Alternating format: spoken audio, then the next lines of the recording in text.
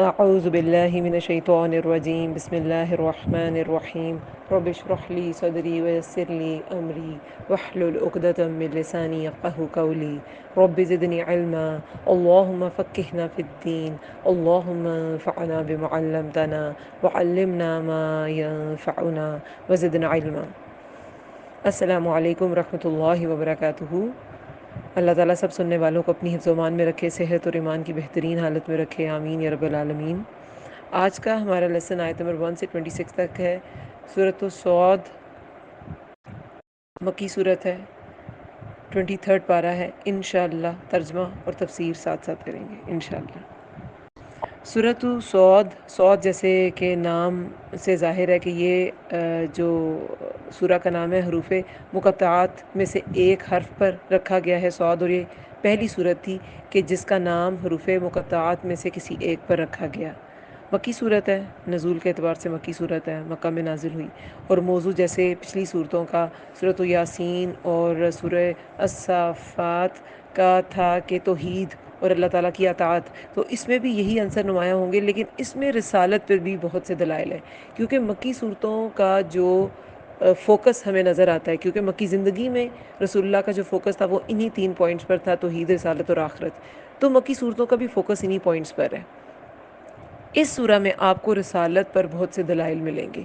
رسولوں کی مثالیں تو پچھلے سورہ میں، سورہ الصافات میں بھی کافی ساری تھیں، لیکن وہ ان کے مخلص ہونے کے دلائل تھے، ان کی رسالت کے دلائل نہیں تھے، مخلص ہونے کے دلائل تھے کہ وہ خالص اللہ کے خالص لوگ تھے، اس لیے وہ مخلص تھے، اللہ نے ان کو چن لیا ہوا تھا، اور وہ جو چنے ہوئے اللہ تعالیٰ کے پیغمبر تھے وہ کتنے اطاعت گزار تھے، ان میں اطاعت گزاری کس حد تک تھی کہ وہ کسی بھی پوائنٹ پہ گھبراتے نہیں تھے، پوری قوم سے لڑ جاتے تھے، کسی بھی حال میں مایوس نہیں ہوتے تھے، مچھلی کے پیٹ کے اندھیرے ہوں یا وہ طوفان کی موجیں ہوں، کچھ بھی ہو، یہ اللہ کے مخلص لوگ صرف اللہ پہ بھروسہ کرتے تھے۔ اب یہاں پہ اللہ پہ بھروسہ، اللہ پہ توکل، اللہ تعالیٰ کی اطاعت، یہ بھی سورہ میں یہ عنصر بھی ملیں گے، لیکن رسالت پر بھی دلائل ہوں گے کہ رسول اللہ یہ جو کفار مکہ بہت زیادہ ستاتے تھے رسول اللہ کو، تو اس کا بھی ازالہ کیا گیا، اور کفار مکہ کو دلائل دیے گئے کہ رسول اللہ کو رسول مان لو، ورنہ پچھلی قوموں کی ہلاکت تمہارے سامنے ہے۔ اعوذ باللہ من الشیطان الرجیم بسم اللہ الرحمن الرحیم۔ صاد والقرآن ذی الذکر، قسم ہے قرآن کی، وا جو ہے قسمیہ ہے، واو قسمیہ، قسم ہے قرآن نصیحت والے کی، ذکر ہوتا ہے نصیحت، یاد دہانی بھی ہوتا ہے، نصیحت بھی ہوتا ہے۔ اب بعض کے نزدیک صاد سے مراد صادق محمد، یعنی کہ محمد صلی اللہ علیہ وسلم کی صداقت کی وجہ سے، وہ جو صادق اور امین انہیں کہا جاتا تھا، وہ نام ہے، یہ تصدیق کرنے والے ہیں، ٹھیک ہے، اور رسول اللہ کی طرف اشارہ ہے، آپ کہہ لیں صاد تصدیق کرنے والے، صادق، قسم ہے قرآن نصیحت والے کی۔ اب اللہ تعالیٰ نے دیکھیں جو پچھلی سورہ تھی نا، سورہ الصافات، اس میں اینڈ پہ کیا آیات کا کیا ترجمہ تھا کہ اگر یہ ہم تک کوئی ذکر آیا ہوتا، یہ آیت نمبر 168 میں تھا کہ اگر ہمارے پاس کوئی نصیحت ہوتی پہلوں میں سے، البتہ لَكُنَّا عباد اللہ المخلصین، البتہ ہوتے ہم اللہ کے خالص کیے ہوئے بندے، کہ ہم بھی بڑے پھر مخلص لوگ ہوتے۔ اب اللہ تعالیٰ نے فرمایا کہ تم نصیحت کہتے ہو، یہ قرآن نصیحت ہے، قسم ہے قرآن نصیحت والے کی۔ ایک تو قرآن کو نصیحت کہا گیا، اور پھر اس کی قسم بھی اٹھائی گئی، اس کی عظمت کو ظاہر کرنے کے لیے۔ یہ قرآن کا شرف ظاہر ہوتا ہے اس سے کہ اللہ تعالیٰ نے قرآن کی قسم اٹھائی، اور پچھلی صورتوں میں ہم نے پڑھا کہ رسول اللہ کی رسالت کے لیے بھی یہ قسم اٹھائی گئی ہے، قرآن کی قسم، اور کیا یقین دہانی کس چیز کی کرائی گئی؟ رسول اللہ کی رسالت کی۔ دونوں کتنی بڑی چیزیں ہیں، ایک جس کی قسم اٹھائی گی اور ایک جس چیز کے لیے قسم اٹھائی گی، اور اس میں بھی آگے ہم رسالت پہ دلائل دیکھیں گے۔ شروع میں قسم اٹھائی گی قرآن پہ، اور پھر آگے رسالت پہ دلائل ہے۔ بل الذین، بلکہ وہ لوگ جنہوں نے کفروا، کفر کیا، فی عزت، تکبر میں، عزہ کیا ہے؟ یہ ذلہ کا اپوزٹ ہے نا، ذل ہوتی ہے بالکل ذلیل ہو جانا، حقیر ہو جانا، عزا غلبہ ہو جانا ہے نا، غلبہ کے یہاں عزا جو ہے نا یہ عزت کے معنی میں نہیں، غلبہ کے معنی میں آیا ہے۔ عزت وہ حالت ہوتی ہے جس میں انسان کسی کی بات ماننے سے رک جائے، ذلیل ہونے سے بچ جائے، وہ کسی کے انڈر نہ ہو، سپریس نہ ہو، تو یہاں یہ غلبہ کے معنی میں آیا ہے۔ بلکہ وہ لوگ جنہوں نے کفر کیا تکبر میں و شقاق اور مخالفت میں، کہ اللہ تعالیٰ نے اس قرآن کو نازل کیا، اس میں ہر طرح کی نصیحت ہے، ذکری نصیحت والا ہے نا قرآن، تو ہر طرح کی خیر خواہی کی بات بتائی گئی، ہر طرح کے معاملات میں، نفسیاتی معاملات کیا، ازدواجی کیا، معاشرتی کیا، معیشت کے کیا، ہر طرح کے معاملات میں نصیحت کی گئی، ہر طرح کے معاملات میں خیر خواہی کی گئی انسان کی، ہر وہ بات بتائی گئی، وہ نصیحت کی گئی جس سے دنیا و آخرت انسان کی سنور جائے، وہ فلاح پا جائے، وہ کامیاب ہو جائے۔ لیکن بلکہ وہ لوگ جنہوں نے کفر کیا، اب یہ کفار مکہ کی طرف اشارہ ہے کیونکہ مکی صورت ہے، جنہوں نے کفر کیا انہوں نے انکار کیا، کیوں انکار کیا؟ تکبر میں اور شقاق میں، مخالفت میں۔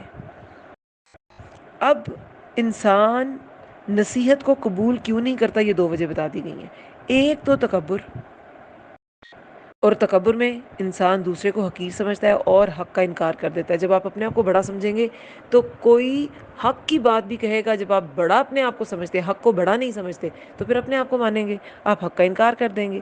تو یہ انا پرستی، غرور، تکبر، خود کو بڑا سمجھنا، غلبے والا سمجھنا، دوسرے کی بات کو ماننے نہیں دیتا۔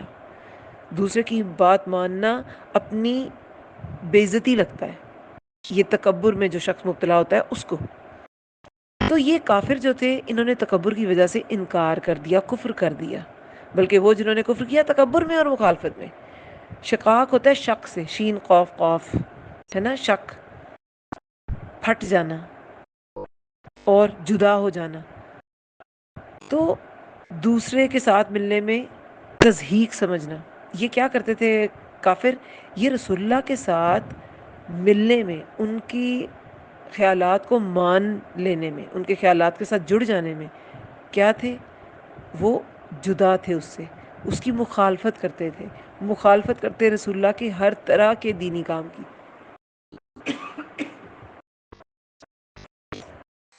اب یہ جو دو چیزیں ہیں، ایک عزہ تکبر غلبہ، اور ایک شقاق مخالفت۔ اب جو تکبر ہے وہ دماغ میں ہوتا ہے، جس کی وجہ سے انسان خود کو اونچا سمجھتا ہے، دوسرے کو حقیر سمجھتا ہے، دماغی حالت ہے نا۔ اور ایک شقاق ہے، یہ مخالفت ہے۔ مخالفت آپ کی ایسی چیز ہے جو آپ شو کر دیتے ہو، وہ میری مخالفت میں کھڑا ہے۔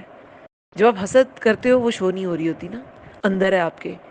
آپ کسی سے تکبر کرتے ہو، تکبر بھی شو ہو جاتا ہے، لیکن کبھی کبھی انسان شو نہیں کرتا، لیکن دل میں خود کو کسی سے بڑا سمجھتا ہے۔ کبھی کچھ ہوتے ہیں ایکسپرٹ لوگ نہیں بھی شو کرتے، لیکن شقاق مخالفت، یہ مخالفت سے مراد کیا ہے؟ وہ فزیکلی بھی سازشیں کرتے تھے، اپیرنٹلی بھی، اندر بھی ان کے بہت تکبر تھا، رسول اللہ سے تکبر کرتے تھے، ان کی باتوں سے، ان کے پیغام سے تکبر کرتے تھے، مانتے نہیں تھے، انہیں چھوٹا سمجھتے تھے نعوذ باللہ۔ اور دوسرا مخالفت کرتے تھے، فزیکلی سازشیں کرتے تھے، اسلام خلاف طریقے اختیار کرتے تھے، اسلام کے فروغ کو روکتے تھے، ہر طرح سے پروپیگنڈا کرتے تھے کہ اسلام کا پیغام جو رسول اللہ پہنچاتے ہیں وہ رک جائیں، وہ نہ پہنچا سکیں۔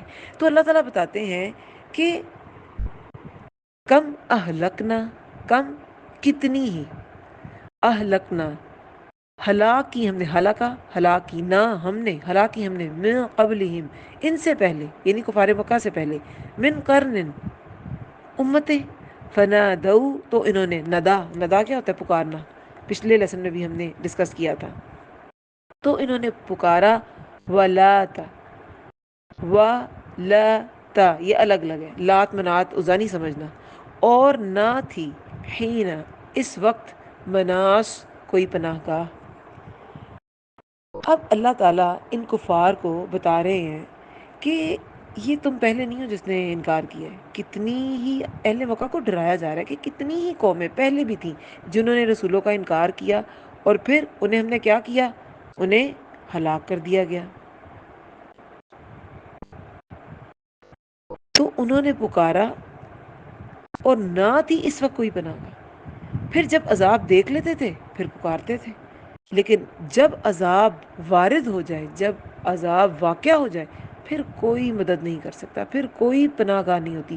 نوس ہوتا ہے بھاگنا، تو مناس ہوتی ہے ایسی جگہ جہاں بھاگ کر کوئی پہنچے، بھاگنے کی کوئی جگہ نہ ملی، کوئی نجات کی جگہ نہ ملی، کوئی پناہ گاہ نہیں ملی۔ تو انہوں نے پکارا اور نہ تھی اس وقت کوئی پناہ گاہ۔ یہ پرانی قوموں کا حال بتایا جا رہا ہے۔ دیکھیں قرآن جو ہے نا، اس کتاب کے ساتھ جڑنے میں عزت ہے، تکبر میں عزت نہیں ہے۔ تکبر کو بھی عزت کہا گیا ہے، لیکن تکبر میں عزت نہیں، عزت تو ساری کی ساری اللہ کے لیے۔ تو جو انسان کسی کو حقیر سمجھے گا وہ اس کی بات تو کبھی بھی نہیں مانے گا۔ مسلمانوں میں بھی اسلام کے خلاف ہم تکبر نہیں کرتے، لیکن آپس میں مسلمان اپنے ہی بھائیوں سے تکبر بہت کرتے ہیں۔ ہم کسی کی بات کو صرف اس لیے نہیں مانتے کیونکہ ہم خود کو اس سے برتر سمجھ رہے ہوتے ہیں۔ تکبر وہ بھی ہے، لوگوں کو حقیر جاننا بھی تکبر ہے۔ یہ تو حقیر بھی جانتے تھے اور حق کا انکار بھی کرتے تھے، لیکن اگر ہم سمجھتے ہیں نا کہ ہم حق کا انکار نہیں کرتے، اللہ نے جو حق اتارا ہے وہ ہم قبول کرتے ہیں، لیکن اگر ہم لوگوں کو حقیر سمجھتے ہیں، ایک وقت آئے گا ہم حق کا بھی انکار کریں گے۔ کیوں؟ کیونکہ جب کوئی حقیر جسے ہم سمجھتے ہیں وہ شخص کوئی حق کی بات بتائے گا، ہم مان نہیں سکیں گے۔ تو یہ دونوں چیزیں جو ہے نا، لوگوں کو حقیر سمجھنا اور حق کا انکار، یہ ساتھ ساتھ رہتی ہیں۔ ان میں سے ایک چیز بھی دل میں پیدا نہیں ہونے دینی، ورنہ یہ تکبر ہی ہے۔ تو ہمیں ہر طرح کے تکبر سے بچنا ہے۔ ان قوموں نے بھی تکبر کیا، کفار نے بھی تکبر کیا، تو پھر جب ان کا وقت آ گیا تو پھر کوئی پناہ گاہ نہیں تھی۔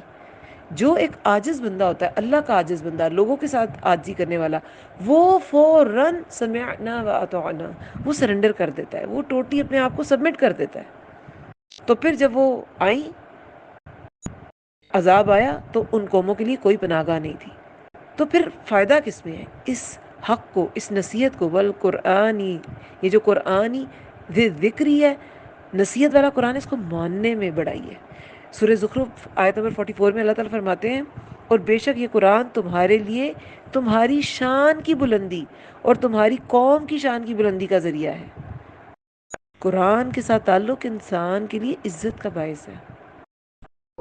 سورہ الانبیاء میں بھی آتا ہے آیت نمبر 10 میں، ہم نے تمہاری طرف ایک کتاب نازل کی جس میں تمہارا ہی ذکر ہے۔ یہاں بھی کہا گیا ہے والقرآنی ذی ذکری، اور یہاں بھی سورہ انبیاء میں بھی کہا گیا جس میں تمہارا ہی ذکر ہے۔ یعنی کہ قرآن میں ایک بیان ہے، یہ سولوشنز کا سیٹ ہے۔ یہاں بھی اسے نصیحت والا کہا گیا ہے، اس میں ہر چیز کا بیان ہے، ہر چیز کی نصیحت ہے، سولوشنز ہیں انسان کی مشکلات کے، انسان کی ہر طرح کی مشکلات کے، اس کی، جیسے میں نے پہلے ہی بتایا کہ کوئی معاشرتی مسائل کیسے حل کرنے ہیں، ازدواجی کیسے حل کرنے ہیں، والدین کے ساتھ آپ کی کوئی دوسرے آپ کے نفسیاتی ہیں، جذباتی مسائل ہیں، سب کے سولوشنز ہیں اس میں۔ وَعَجِبُوا، اور انہوں نے تعجب کیا۔ اب رسول اللہ بچپن ان کے سامنے گزارا، صادق امین بھی تھے، اتنے نیک انسان، سب ان کی بات پر آمین کہتے تھے۔ جب ہجرت کی تب بھی ان کے پاس کفار مکہ کی امانتیں تھیں، اتنا زیادہ یقین بھروسہ تھا لوگوں کو ان پر، لیکن انہوں نے تعجب کیا۔ کیوں؟ کہ یہ ہم میں سے عام ایک حقیر سا انسان، یہ اٹھ کے یہ نبی بن گئے۔ اور انہوں نے تعجب کیا، عجبا اس کا روٹ ورڈ ہے عین جیم با، کہ ان کے جاءہم، آیا ان کے پاس، منذر، اب یہ ڈرانے والے کی بات ہے نا، منذر جسے ڈرایا جائے، منذر ایک ڈرانے والا، نبی صلی اللہ علیہ وسلم کی طرف اشارہ ہے۔ اور انہوں نے تعجب کیا کہ آیا ان کے پاس ایک ڈرانے والا، منہم، ان میں سے، یعنی انہی میں سے کوئی آ گیا۔ وقال الکافرون، اور کہا کافروں نے، ھذا، یہ ہے، ساحر کذاب، جادوگر سخت جھوٹا، نعوذ باللہ۔ صادق تھے، امین تھے، لیکن صرف یہ کہ حق کا پیغام لے کر آئے۔ جب ان کی سرداریاں جاتی انہیں نظر آئیں، جب ان کی یہ جو بت پرستی تھی اس پہ ضرب لگی، جب ان کے عقائد پہ ضرب لگی، انسان اپنے عقیدے پہ ضرب برداشت نہیں کر پاتا۔ آج کا مسلمان بھی نہیں کر پاتا، چاہے کتنے ہی فاسق عقائد کیوں نہ ہم نے پالے ہوں، لیکن ہم اپنے عقیدے پہ ضرب نہیں برداشت کرتے۔ تو ہمیشہ اپنے عقائد کو آپ نے اگر جانچنا ہے تو سنت رسول پر جانچے، کیا رسول اللہ یہ کرتے تھے، کیا رسول اللہ نے اس کو پسند فرمایا، کیا رسول اللہ نے اس کی اجازت دی، کیا اس طرح کی کوئی دلیل صحابہ کے طریقے میں ملی؟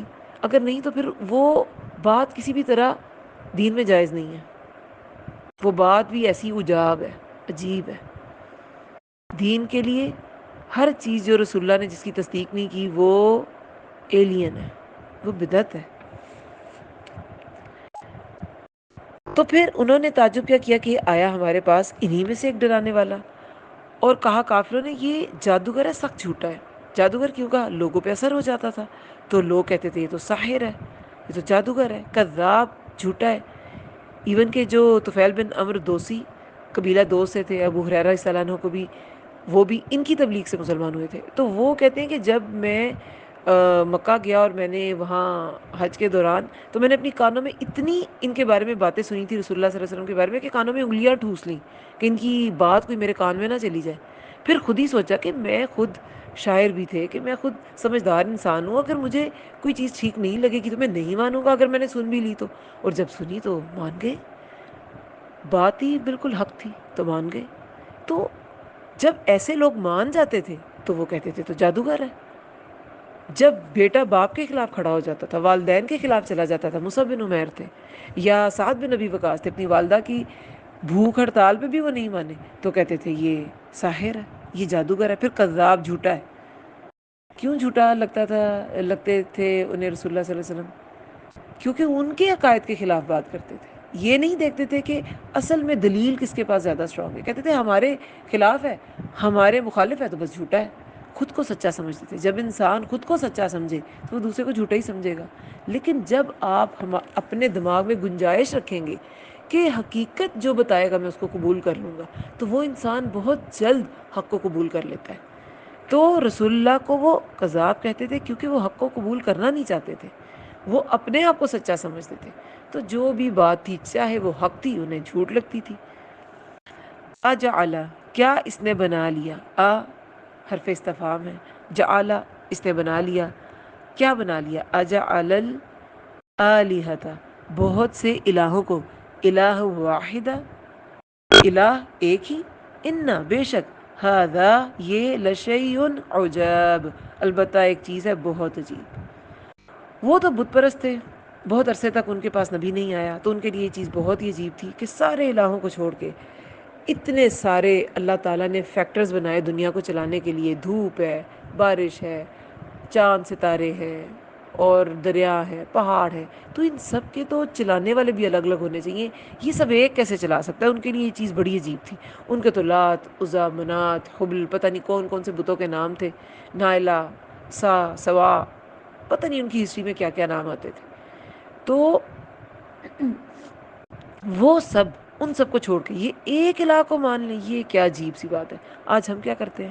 ہمارے پاس تو رسول اللہ کی تعلیمات بھی ہیں، ہم مسلمان بھی ہیں، ہم اللہ کو واحد بھی مانتے ہیں، رسول اللہ کی سنت پہ ہم خود کو اہل سنت، اہل حدیث سب کچھ کہتے ہیں، لیکن ہمیں بھی عجیب لگتا ہے کہ یہ سب ہم فرسودہ، یہ ہمارے خاندان کی چلی آئی رسمیں، یہ وہاں چادر چڑھانا، یہ وہاں پہ جا کے تو حاضری دینا، اور یہ والی منت، یہ کیا جھوٹ ہے؟ یہ کیسی عجیب سی بات ہے؟ ہم لوگ بھی یہ کہتے ہیں، حالانکہ ہم تک تو دین پہنچ گیا۔ یہ عقیدے پہ ضرب نا، انسان کو ضرب برداشت نہیں ہوتی، صرف اس کو ہوگی جس کے دل میں حق کی طلب ہے کہ کوئی حق بتائے مجھے، میں قبول کر لوں گا۔ تو اپنے دل کو ہمیشہ حق کے لیے کھلا رکھیں۔ یہ کفار ایسی باتیں کرتے تھے، ان کے لیے یہ چیز عجیب تھی کیونکہ وہ حق کے متلاشی ہی نہیں تھے، وہ خود کو حق پر جمع ہوا سمجھتے تھے کہ ہم تو آلریڈی، ہمارے کیا کہتے تھے، ہمارے دل غلافوں میں ہے، کہ تمہاری نصیحت ہم پہ اثر نہیں کرے گی، ہمارے دل محفوظ ہے، اور تمہاری نصیحت ہمیں پولیوٹ نہیں کر سکتی، ہمارے دل غلاف میں ہے، محفوظ ہیں۔ وَانطَلَقَ، اور چل دیے، الملأ، سردار، منہم، ان میں سے، ان امشوا، کہ چلو، واصبروا، اور جمے رہو، علی آلہتکم، اپنے الہوں پر، اعلی ہوتا ہے پر، اوپر، ان بے شک، ھذا یہ، لشیء البتہ ایک چیز ہے، یراد جو ارادہ کی جا رہی ہے، یعنی کوئی ارادہ اس کے پیچھے، کوئی غرض ہے۔ اب اس کے پیچھے پس منظر، اس صورت کا پس منظر، یا آپ اسپیشلی یہ جو 6 آیت ہے اس کے پس منظر میں کہا جاتا ہے کہ ابو طالب جب بیمار ہو گئے تو قریش کے سرداروں نے مشورہ کیا کہ چلو اگر یہ چلے گئے اس دنیا سے اور ہم نے تب محمد صلی اللہ علیہ وسلم کو کچھ کہا تو پھر کیا ہوگا؟ لوگ سمجھیں گے لو چچا کے جاتے ہی اس کے قبیلے والے اس پہ ٹوٹ پڑے، تو ہم اس کی زندگی میں ہی نہ ان کو سمجھاتے ہیں جا کے۔ 25 کہتے ہیں سرداران قریش، بڑے بڑے سردار، ابو جہل، ابو سفیان، عقبہ بن معیط اور بڑے بڑے جو سردار تھے وہ گئے کہ ان کو سمجھاتے ہیں. پہلے تو انہوں نے نبی صلی اللہ علیہ وسلم کی شکایتیں لگائیں، پھر کہا کہ وہ اپنے دین پر رہے، ٹھیک ہے جو کہتا ہے کہتا رہے، لیکن ہم پر اعتراض نہ کریں، ہمارے معبودوں کو کچھ نہ کہیں، ہمیں دین سے ہٹانے کی کوشش نہ کریں. تو پھر ابو طالب نے محمد صلی اللہ علیہ وسلم کو، رسول اللہ صلی اللہ علیہ وسلم کو بلایا کہ میری قوم کے لوگ آئے ہیں اور یہ ان کے یہ اعتراضات ہیں تم پہ، یہ چاہتے ہیں، تو تم ایسا کرو آپس میں صلح کر لو. پھر ان کا مدعا بیان کیا، یہ چاہتے ہیں کہ چلو تم ان کے الہوں کو برا لگو. تو رسول اللہ نے فرمایا کہ میں انہیں ایسا کلمہ سکھانا چاہتا ہوں کہ میں ان کی مخالفت نہیں کرتا، میں ان کے لیے برا نہیں چاہتا، میں تو انہیں ایسا کلمہ سکھانا چاہتا ہوں کہ جس کو اگر یہ مان لیں تو عرب ان کے تابع فرما اور عجم ان کا ہو جائے گا، ان کے نگین ہو جائے گا. تو سرداروں نے کہا ہم ایسا ایک نہیں، ہم تو ایسے 10 کلمے کہنے کو تیار ہیں. تو پھر رسول اللہ نے فرمایا لا الہ الا اللہ کہو، نہیں کوئی الہ سوائے اللہ کے. تو سب ناراض ہو گئے. اور پھر کہتے ہیں کہ یہ اس وقت کی طرف، اس کی طرف اشارہ ہے، یہ جو 4 سے 6 تک آیات ہیں نا جو باتیں ہیں وہ یہ ہیں. ون طلقہ، طلقہ کیا ہوتا ہے؟ چل دینا. فن طلقہ کس میں آتا ہے؟ سورہ کہف میں. آج جمعہ تھا تو سورہ کہف میں بھی وہ چل دیے. کون چل دیے؟ خضر علیہ السلام اور موسیٰ علیہ السلام. تو وہاں بھی آتا ہے فن طلقہ. تو چل دیے. کون سردار؟ کہ جب ان کی بات سنی تو کہا چلو چلو اٹھو، یہ ہماری بات نہیں سمجھے گا، چھوڑو. چل دیے سردار ان میں سے کہ چلو یہاں سے چلو، وصبر وصبرو اور جمے رہو اپنے الہوں پر. اس کی بات چھوڑو اور اپنے الہوں پہ جمے رہو. یہ ایک چیز کہتا ہے یراد، جو ارادہ کی جا رہی ہے، اس سے مراد اس کی کوئی غرض ہے. کہتا تو اللہ کو ایک مانو، بات کچھ اور ہے اس کے پیچھے. بات کچھ اور، کیا اس کی کوئی غرض ہے. کیا وہ سمجھتے تھے شاید یہ سرداری چاہتا ہے، شاید یہ کوئی اپنا غلبہ چاہتا ہے، اپنے آپ کو بڑا منوانا چاہتا ہے، ہماری سرداری ہم سے چھیننا چاہتا ہے. کیونکہ دنیا دار دنیا تھی ان کے ذہن میں، ظاہر پرست لوگ تھے، تو یہی اس طرح کی باتیں انہیں سوچتی تھی. ماں نہیں، اب ماں یہاں پہ نافیہ ہے. نہیں، سمعنا سنی ہم نے، بہذا یہ بات، یہ بریکٹ میں لکھ لے بات، یہ بات فی الملت الاخرہ ملت میں پچھلی. ان ھذا نہیں یہ، الا ان کے بعد اللہ آ گیا تو ان کا مطلب نہیں ہوگا. ان نہیں، ھذا یہ، الا اختلاق مگر من گھڑت، کہ اس کے پیچھے اس کی کوئی اپنا کوئی ارادہ، کوئی سازش ہے، کوئی اپنا مقصد ہے، اپنا مطلب ہے. ہم نے تو ایسی بات کہیں نہیں سنی، پچھلوں میں نہیں سنی، پچھلوں کی ملت میں نہیں سنی. یہ ملت ہی آخرہ کیا ہے؟ دو اس کے معنی ہو سکتے ہیں. ایک تو یہ کہ کفار کے آباء و اجداد کی ملت اور طریقہ، کہ ہم نے پچھلی یہ بات پچھلی ملت میں نہیں سنی، یعنی کہ اپنے آباء و اجداد کے طریقے میں نہیں سنی. اور دوسرا یہ کہ رسول اللہ سے پہلے جو آخری ملت تھی وہ کون سی تھی؟ حضرت عیسیٰ علیہ السلام کا دین، جو کہ عیسائیوں نے اس میں بھی پھر کافی تحریفات کر لی تھی. اور پھر ٹرینٹی کا جو تصور آ گیا تھا کہ روح القدس اور خدا اور خدا کا بیٹا یہ 3 خدا ہیں. یا کہیں پہ آتا ہے کہ خدا کی یعنی کہ مریم علیہ السلام اور عیسیٰ علیہ السلام خدا کے بیٹے، نعوذ باللہ. تو ان میں بھی ایسی کوئی بات نہیں تھی کہ ایک الہ ہے. ان ملتوں میں ایک الہ کا تصور نہیں تھا. تو یہی وہ کہہ رہے تھے کہ ہم نے تو پچھلی ملتوں میں ایسی کوئی بات نہیں سنی. نہیں ہے مگر اختلاق من گھڑت، خلقہ سے ہے، تخلیق، خود تخلیق کی گئی ہے.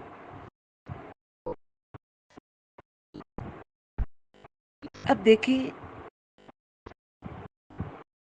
ایک تو وہ کہتے تھے کہ رسول اللہ کو ہی کیوں چنا نزول کے لیے، اور جب ان کو چن لیا تو پھر ان کی ہر بات انہیں من گھڑت لگتی تھی.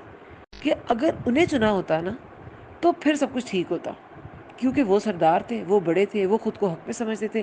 اگر ان پر ایسا کوئی فرشتہ آتا، وہی آتی، پھر ٹھیک تھا. لیکن چونکہ یہ رسول اللہ پہ آئی تھی یہ بات، تو یہ ٹھیک نہیں لگ رہی تھی، یہ من گھڑت ہے. انزلہ کیا نازل کی گئی، علیہ الذکر اس پر نصیحت، من بیننا ہمارے درمیان سے، یعنی ہمارے درمیان سے یہی ایک شخص تھا جس پہ وحی اترنی تھی. بلکہ ہم وہ فی شک من پھر شک میں ہے، من ذکری میری نصیحت سے، اللہ کی نصیحت کے بارے میں شک میں ہے۔ اگر اللہ کی نصیحت کا انہیں یقین ہوتا تو یہ رسول اللہ پہ یقین کر لیتے۔ یہ رسول اللہ کے بارے میں شک میں ہے کیونکہ یہ اللہ کی نصیحت کے بارے میں ہی شک میں ہے۔ یہ رسالت کو اس لیے نہیں مانتے کیونکہ یہ نصیحت حاصل ہی نہیں کرنا چاہتے، یہ نصیحت کے طالب نہیں ہیں۔ یہ رسول اللہ یہ اللہ تعالیٰ کی تلاش میں نہیں ہے، یہ رب کی تلاش میں نہیں ہے، یہ اپنے قائد پہ سیر ہو کے بیٹھے ہوئے ہیں کہ بس یہی کافی ہے ہمارے لیے، اس لیے رسول اللہ کو نہیں مانیں گے، ان کے پیغامات کو تسلیم نہیں کریں گے۔ بلکہ ابھی تک نہیں، اچھا یہ لم کیا ہے؟ لم ہوتا ہے ابھی تک نہیں، اور ما جو ہے نا وہ زائدہ ہے۔ لما کا مطلب ہی ابھی تک نہیں، پورا مطلب لم میں ہی ہوتا ہے، ما زائدہ ہے۔ ماں کے کتنے سارے مطلب ہم نے پڑھے تھے، اور ابھی ماں نافیہ بھی گزرا ہے 7th آیت میں، اب یہ ماں زائدہ آ گیا ہے۔ بلکہ لما ابھی تک نہیں، یذوقو انہوں نے چکھا، عذابی میرا عذاب، کیا عندہم ان کے پاس، خزانے ہیں، رحمت کے، ربی کا آپ کے رب کی، کون رب؟ ربک العزیز الوہاب، جو بڑا زبردست ہے، بہت عطا کرنے والا ہے۔ اگر ان کے پاس یہ بات نہیں مانتے، یہ نصیحت کو قبول نہیں کرتے کیونکہ ابھی تک انہوں نے عذاب اللہ تعالیٰ کا چکھا نہیں ہے۔ یہ عذاب کی کوئی جھلک دیکھتے نا تو یہ مان جاتے فوراً، اور قوموں پہ گزرتے تھے تب بھی انہیں نصیحت نہیں آتی تھی۔ کیا ان کے پاس کوئی خزانے ہیں رحمت کے، آپ کے رب کی؟ اللہ تعالیٰ نے ان سے اپنی رحمت کے خزانوں کا کوئی وعدہ کر رکھا ہے؟ کیونکہ اللہ تو عزیز ہے، زبردست ہے، وہاب ہے، بہت عطا کرنے والا ہے، تو اللہ نے انہیں کیا کوئی بات عطا کر دی ہے کہ انہیں کوئی ڈر ہی نہیں ہے کہ ہم نے تسلیم نہ کیا تو ہم پہ عذاب آ جائے گا؟ کیا ایسا کچھ ہے؟ ان پہ کون سے خزانے ہیں، کون سی رحمتیں ہیں؟ پھر آیت نمبر 10 میں ہے، یا لہم ملک السماواتی، ان کے لیے بادشاہت ہے آسمانوں، والارضی اور زمین کی، وما اور جو بینہما درمیان ہے ان دونوں کے، فل یرتقو بس چاہیے کہ وہ چڑھ جائیں، فی الاسباب راستوں میں، اب بریکٹ میں لکھ رہے ہیں آسمان کے۔ اگر ان کے پاس کوئی حکومت ہے، کوئی اسباب ہے، ذرائع ہیں، تو انہیں چاہیے کہ آسمان پر چلے جائیں، رسیاں لگا کر روک لیں۔ دیکھیں جو رسی ہے نا وہ بھی کہیں پہنچنے کا ذریعہ ہے، ٹھیک ہے؟ رسی سے لٹک کے جو گہرائی میں کوئی بھی شخص ہو اسے اوپر کھینچا جا سکتا ہے، اسی طرح جو راستہ ہے وہ بھی کہیں پہنچنے کا ذریعہ ہے۔ تو وہ راستوں کی جگہ پہ یہ اسباب ورڈ یوز کیا گیا ہے۔ ویسے تو سبب کا معنی جو ہے لغوی وہ رسی ہی ہے، سبب کی جمع ہے اسباب، تو دونوں معنی لیے جا سکتے ہیں کہ اگر ان کے پاس کوئی اسباب ہیں، ذرائع ہیں، تو انہیں چاہیے کہ آسمان پر چلے جائیں، رسیاں لگا کر چلے جائیں، راستے بنا لیں، چلے جائیں۔ اگر زمین و آسمان ان کے لیے ہے، کوئی بادشاہت ہے ان کے پاس زمین و آسمان میں سے کسی جگہ کی، اور وہ جو رسول اللہ پہ اکرام ہو رہا ہے، جو ان پر نبوت نازل ہوئی ہے، جو ان پر کلام آتا ہے، یہ خود پر وہ کرم کرا لیں، مگر یہ تو پاسبل ہی نہیں تھا۔ ان کا یہ جو بغض تھا اور ان کی یہ جو حسد تھی وہ بالکل بیس لیس تھی۔ نبوت تو خالصاً اللہ کا فیصلہ ہے۔ اب یہ سارے جو ان کی ساری ہٹ درمی تھی اس کو اللہ تعالیٰ نے بیان کر دیا کہ کچھ بھی لاجک دے لو مانتے نہیں، بلکہ کہتے ہیں ون طلق، اور چل دیے کہ چلو یہاں سے اور اپنے الہوں پہ جمے رہو۔ یہ تو اس کی اپنی ہی کوئی چالیں ہیں، اس کی اپنی کوئی غرض ہے، یہ تو عجیب سی بات کرتا ہے، اور ہم اپنی پچھلی ملت میں ہی رہ گئے۔ تو اللہ تعالیٰ یہ سارے آرگیومنٹس دے رہے ہیں کہ اتنے یہ کانفیڈنٹ ہیں، ان کے پاس کوئی خزانے ہیں جو اللہ تعالیٰ کی رحمت سے ان کے پاس آئے، کہ ان کے پاس دلیل ہے کہ اللہ تعالیٰ ہم سے بہت راضی ہے اور ہمارا ہی پوائنٹ آف ویو ٹھیک ہے، یا کوئی ان کے پاس بادشاہت ہے زمین و آسمان کی کہ وہاں یہ چڑھ جائیں اور جو رسول اللہ کو مل رہا ہے وہ خود لے لیں۔ پھر 11 آیت میں ہے جندم ما، ایک لشکر حقیر سا، کہ یہ تو ایک حقیر سا لشکر ہے، ہنالکا اسی جگہ، مہزوم من الاحزاب، محزوم شکست کھانے والا ہے، من الاحزاب گروہوں میں سے، کہ یہ تو ایک حقیر سا لشکر ہے، یہ کوئی ان کے پاس بادشاہت نہیں ہے، کوئی ان کے پاس ڈاکیومنٹ نہیں ہے، کوئی ان کے پاس خزانے نہیں ہے، کوئی ان کے پاس اتھارٹی نہیں ہے، یہ تو ایک حقیر سا لشکر ہے اور اسی جگہ مات کھائیں گے۔ مہزوم، ہزیمت کیا ہوتی ہے؟ شکست، ہزمہ، تو یہ ضرور شکست کھائیں گے، اور شکست کھانے والا ہے گروہوں میں سے۔ یہ حقیر سا لشکر ہے اور گروہوں میں سے ایک گروہ ہے جنہوں نے شکست کھائی۔ اب یہ شکست جو ہے غزوہ بدر میں جو پہلا مارکا تھا، اسی میں بڑے بڑے سردار مارے گئے تھے، تو اس کی طرف بھی اشارہ ہے، کچھ کہتے ہیں فتح مکہ کی طرف اشارہ ہے۔ بہرحال آخر یہ مغلوب ہو گئے تھے۔ ان کا کتنا عرصہ اور ان کی سرداریاں چمکی؟ کچھ عرصہ۔ ہجرت کے 8ویں سال مکہ فتح ہو گیا تھا، اور بڑے بڑے سردار جو بچ گئے تھے وہ مسلمان ہو گئے تھے۔ سورہ قمر میں آیت نمبر 44 سے 46 تک اللہ تعالیٰ نے یہی بیان کیا ہے کہ ان قریب شکست کھا جائے گا یہ جتھا جو حضور صلی اللہ علیہ وسلم کی مخالفت پر تلا ہے، اور پیٹھ پھیر کر بھاگ جائیں گے، بلکہ قیامت ان کی وعدہ گاہ ہے، اور ایسے مطلب آگے آئے تھے، یہ پیٹھ پھیر کے بھاگ جائیں گے۔ تو یہ جتھا، اور اچھا اس سے پچھلی آیت میں ورڈ تھا فل یر تقو، رکی، دیکھیں روٹ ورڈ اس کا را قوف یا ہے۔ رکی، رکیہ بھی اسی سے نکلا ہے، رکیہ ہوتی ہے جھاڑ پھونک کرنا، لیکن ایک جو رکیہ کا معنی ہے وہ ہوتا ہے بلندی پر چڑھنا، لیکن آہستہ آہستہ، درجہ بدرجہ، ایک ایک سٹیپ کر کے۔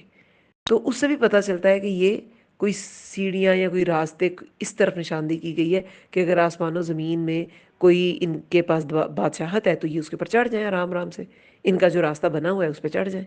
لیکن یہ تو حقیر سا لشکر ہے، اور یہ شکست کھانے والے اسی جگہ یہ شکست کھا جائیں گے، اور ان شکست کھانے والے گروہوں میں سے ایک ہو جائیں گے۔ وہ کون سے گروہ تھے شکست کھانے والے؟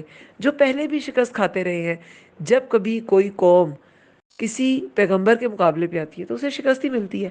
اب ان احزاب کا ذکر ہے 12 آیت میں، کذبت، جھٹلایا، قبلہم، ان سے پہلے، قوم نوح، قوم نوح نے، یعنی یہ جو قوم، اب جن لوگوں کا ذکر آئے گا، جن قوموں کا، جن بادشاہوں کا، وہ ان سے بھی بہت طاقتور تھے، بہت پاورفل، سپر پاورز تھے اپنے زمانے کی، لیکن ان کا کیا حال ہوا؟ تو یہ کیا چیز ہے؟ اب ایسے لوگوں کی مثال دی جا رہی ہے، یہ دیکھیں قوم نوح، عاد، سمود، یہ ساری بڑی طاقتور قومیں تھیں، اور فرعون بادشاہ تھا، وہ بھی بڑا طاقتور تھا۔ ان کی کیا سرداریاں تھیں جو فرعون کی بادشاہت تھی، کہ وہ کہتا تھا کہ میں انا ربک الاعلی، کہ میں تو رب ہوں۔ کذبت، جھٹلایا، قبلہم، ان سے پہلے، قوم نوح، قوم نوح نے، وعاد و فرعون ذو الاوتاد، اور عاد اور فرعون میخوں والے نے۔ عاد کون تھے؟ ہود علیہ السلام کی قوم، سمود صالح علیہ السلام کی قوم، ادھر نوح اور عاد، قوم نوح اور عاد کا ہی ذکر ہے۔ تو نوح علیہ السلام کی قوم بھی جو تھی وہ بھی بہت بڑا جتھا تھے، 950 سال نوح علیہ السلام نے ادھر تبلیغ کی، لیکن پھر کیا ہوا؟ انہوں نے جھٹلایا، اور جھٹلانے کی سزا کیا ہوئی؟ وہ محزوم ہو گئے، شکست کھا گئے، باقاعدہ عذاب آ گیا، عذاب کی لپیٹ میں آ گئے۔ فرعون، آل فرعون بھی، قوم نوح بھی، اور عاد بھی۔ اور عاد جو قوم تھی وہ کیا تھی؟ بڑے بڑے وہ تراشتی تھی، محل بناتی تھی، آرکیٹیکچر ان کا، تو لیکن سب کچھ ختم ہو گیا۔ یہ جو ذل اوتاد ہے نا، میخوں والے، فرعون کا کہتے ہیں کہ لشکر اتنا بڑا ہوتا تھا کہ خیمے جو ہے وہ میخوں سے گاڑے جاتے تھے، اور میخیں ہی میخیں نظر آ رہی ہوتی تھی۔ تو فرعون کی جو فیروز کی آپ پکچرز دیکھیں نا، کوئی مجسمے بنے ہوئے ایجپشن سویلائزیشنز، کوئی اینشینٹ آپ کو پکچرز ملیں یا کچھ ایسا کوئی اس کا اسکلپچر ملے، تو فرعون کے ہاتھ میں بھی میخ پکڑی ہوتی ہے، فیرو کے ہاتھ میں بھی انہوں نے میخ پکڑائی ہوتی ہے، کیل نما چیزیں۔ تو یہ لکڑی کی بھی ہو سکتی ہیں، میٹلز کی بھی ہو سکتی ہیں۔ ایسے وہ جو بڑے بڑے کیل قلعے جو ہوتے ہیں، وہ جس سے خیمے، اور آج کل دیکھیں جیسے کھونٹے سے جسے کہتے ہیں کہ بھینس کو باندھا جاتا ہے، تو وہ جو بڑے بڑے کیل سے ہوتے ہیں ان سے خیمے نصب کیے جاتے تھے۔ تو یہ جو تھا فرعون، یہ اس کا لشکر ایسا ہوتا تھا کہ خیمے ہی خیمے ہوتے تھے، تو پھر میخیں کتنی ہوتی ہوں گی ایک خیمے کے؟ دیکھیں نا، 4 طرف تو میخیں ہوں گی اس کے کپڑے کو کیری کرنے کے لیے، تو کتنی میخیں اس کی ہوتی ہوں گی۔ ایک یہ بھی تھا کہ یہ جب جس کو سزا دیتا تھا نا تو اس کے جسم پہ میخیں گڑوا کے اس کو لٹکا دیتا تھا، جیسے نعوذ باللہ عیسیٰ علیہ السلام کے ساتھ یہ جو یہودیوں نے کیا، یہود نے، وہ ایسی تھا کہ صلیب پہ میخیں گاڑ کے، انہوں نے تو اپنی طرف سے عیسیٰ علیہ السلام کے ساتھ کیا، لیکن اللہ تعالیٰ کی مشیت کہ وہ زندہ اٹھا لیے گئے تھے اور وہ کوئی ان کا ہم شکل تھا، لیکن بہرحال تو وہ بھی ہاتھوں میں میخیں گاڑی ہوتی ہیں، جہاں کہیں بھی عیسیٰ علیہ السلام کا مجسمہ چرچز میں یا جہاں بھی دیکھا جاتا ہے تو یہ میخیں گاڑ کے نا تو سزا دیتا تھا۔ کوئی اگر اس کے خلاف سرکشی کرتا تھا تو اس کے جسم کو میخوں سے گاڑتا تھا۔ وتد میخ کو کہتے ہیں، چھوٹی بھی ہو سکتی ہے، لکڑی کی، میٹل کی، قلعہ بڑا بھی ہو سکتا ہے، تو اوتاد وتد کی جمع ہے۔ تو فرعون میخوں والے نے۔ وہ سمود، اب سمود کی بات آ گئی۔ اب سمود کیا تھے؟ یہ بھی پہاڑوں کو تراشتے تھے اور اس کے اندر سے بناتے تھے گھر۔ دونوں کا جو آپ کہہ لیں کہ جو پوائنٹ آف ایکسپرٹیز تھی وہ ان کا آرکیٹیکچر تھا، عاد بھی اور سمود بھی۔ اور سمود نے اور قوم لوط نے، قوم لوط بھی۔ وہ اصحاب الایکہ، اصحاب الایکہ کون تھے؟ قوم شعیب کی قوم تھی، جنہوں نے اونٹی کی ناپ تول میں کمی کرتی تھی، ناپ تول میں کمی کرتی تھی۔ تو یہ سب وہ قومیں ہیں جن کو اللہ تعالیٰ نے محزوم کیا۔ اولئک الاحزاب، یہی ہیں وہ گروہ، ان پر آیا تھا اللہ کا عذاب۔ ان نہیں، کل سب نے، الا نہیں سب نے، الا مگر، کذب الرسول جھٹلایا رسول، رسول کی جمع ہے، رسولوں کو، فحق تو ثابت ہو گئی، عقاب سزا میری، کہ جب انہوں نے رسولوں کو جھٹلایا تو اللہ تعالیٰ کا حکم آیا اور ان سب پہ کیا ہوا؟ سزا ثابت ہو گئی۔ یہ سب جو ہے ہلاک کیے گئے تھے، ان کی قوموں پر عذاب آئے تھے۔ اب دیکھیں رسالت پر ایمان، میں نے کہا نا کہ اس میں رسالت پر ایمان پہ بھی خاص زور دیا گیا اس سورہ میں۔ توحید اور جو آخرت ہے اس میں تو پچھلی صورتوں پہ بھی بہت بات تھی، سورہ یاسین میں بھی، سورہ صافات میں بھی۔ اب صاد میں یہاں پہ رسالت پہ بھی زور دیا گیا کافی، کہ رسولوں کو نہ ماننے کا ان سب نے کیا کیا تھا، کذب الرسل، یہ ان کا جرم تھا۔ تو پھر فحق عقاب، عقاب عقب سے نکلا ہے۔ عقب کیا ہوتی ہے؟ ایڑی، ایڑی پیچھے لگی ہوتی ہے، آپ کی باڈی کے آگے تو نہیں ہوتی، آگے تو پنجہ ہوتا ہے۔ تو سزا بھی عمل کے پیچھے آتی ہے، جیسے ایڑی پاؤں کے پیچھے آتی ہے، تو اس لیے سزا کو بھی عقاب کہا جاتا ہے۔ تو رسالت پر ایمان نہ لانے کی وجہ سے ان کو سزا دی گئی، تو ثابت ہو گئی عقاب، عقابی ہے نا، بے کے نیچے زیر ہے تو متکلم کا سیغہ بنتا ہے، تو ثابت ہو گئی سزا میری۔ وما، اور نہیں، ینظروا انتظار کرتے، ہؤلائی یہ لوگ، الا مگر، صیحۃ واحدۃ چنگھاڑ کا ایک ہی، ماں نہیں، بریکٹ میں نکلے ہوگا، لہا جس کے لیے، من فواق کوئی وقفہ۔ اب یہ جو فواق ہے، فے واو قوف، اس کا روٹ ورڈ ہے، کوئی وقفہ نہیں ہوگا، کوئی درمیان میں افاقہ نہیں ہوگا، کوئی بریک نہیں ملے گی۔ یہ جب سور پھونکا جائے گا، یہ جو آج بڑے اتراتے تھے، اترا رہے ہیں، جب سور پھونکا جائے گا، جو پہلی قومیں ان کی تو مہلت ختم ہو گئی تھی اور ان پر عذاب آ گیا، لیکن جیسے کفار مکہ، ان پر کوئی ایسا عذاب نہیں آتا جس سے یہ من حیث القوم ختم ہو جائے، تو ان کو قیامت سے ڈرایا جاتا تھا کہ جب سور پھونکا جائے گا تو ایک ہی بار سور پھونکنے میں قیامت آ جائے گی، ذرا سا وقفہ بھی نہیں ملے گا۔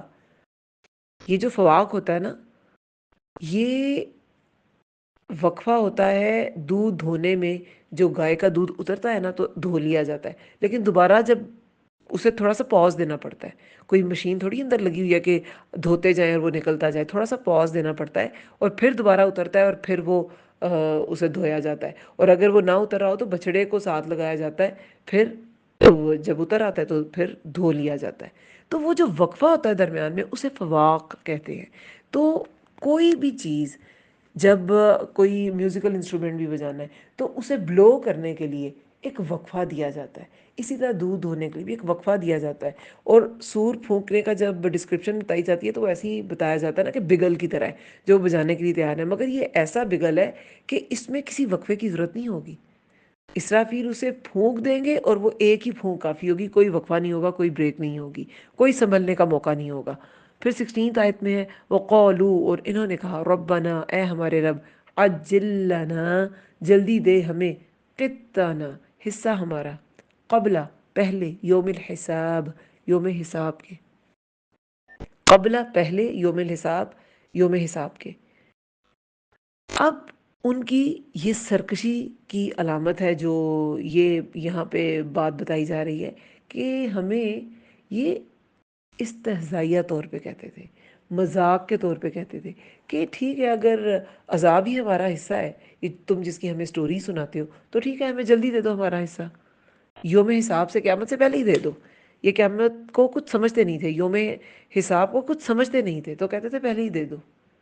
یہ جو قط ہے نا، یہ چوڑائی کے رخ میں کاٹنا ہوتا ہے، چوڑائی عرض میں چیز کا کٹنا، اور قد جو ہوتا ہے دال کے ساتھ، وہ لمبائی میں کسی چیز کا کٹنا یا پھٹنا ہوتا ہے۔ جیسے یوسف علیہ السلام کے جو قصہ ہے اس میں قد کا لفظ آیا تھا کہ اگر کرتا جو ہے وہ آگے سے پھٹا ہے، کیونکہ کرتا لمبائی میں ہی پھٹ سکتا ہے اگر کوئی پکڑے تو، وہ چوڑائی میں تو پھٹ نہیں سکتا۔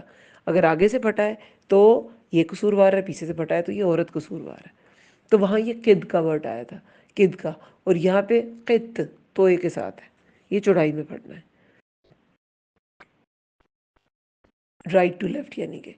اچھا، اب 17 آیت میں ہے اصبر، صبر کیجیے، علی ما، اس پر جو، یقولون، وہ کہتے ہیں، وذکر، اور ذکر کیجیے، عبدنا، ہمارے بندے، داؤد کا، ذل عید، جو قوت والا ہے، انہو، بے شک وہ، اواب، بہت رجوع کرنے والا تھا۔ اب یہاں پہ پہلے قصہ بتایا گیا کہ وہ کیسے جھٹلایا انہوں نے رسول اللہ کی رسالت پہ، تو دلائل تھے ہی۔ اس کے بعد کفار مکہ کا جو طرز عمل تھا کہ انہوں نے کہا کہ نہیں ہم نہیں مانتے، ہم اپنے الہ پر ہی رہیں گے، تو اللہ تعالیٰ نے کہا کہ ان کے پاس کون سی بادشاہت، کون سا ڈاکیومنٹ، کون سے خزانے، کیا ان کے پاس کچھ بھی نہیں ہے۔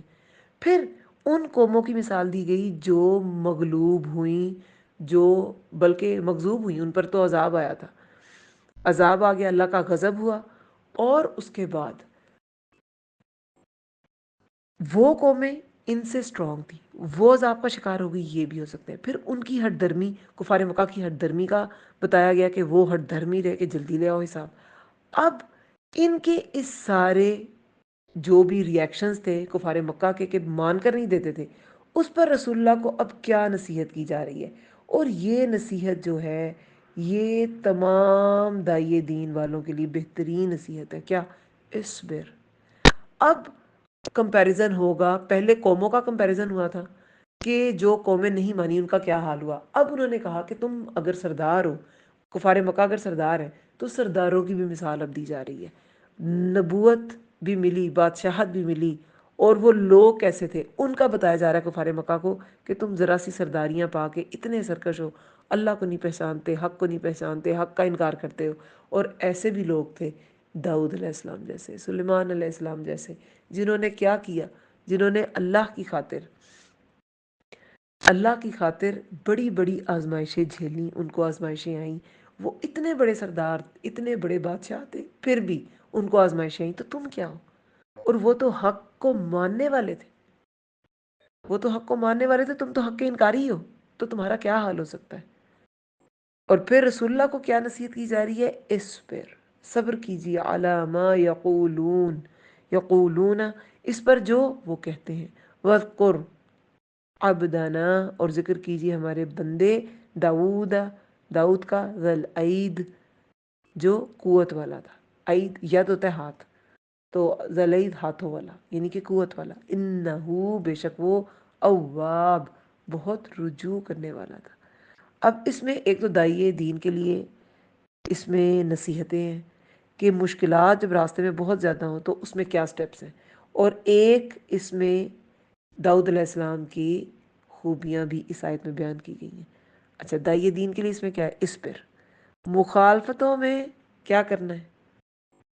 صبر کا کیا مطلب ہوتا ہے؟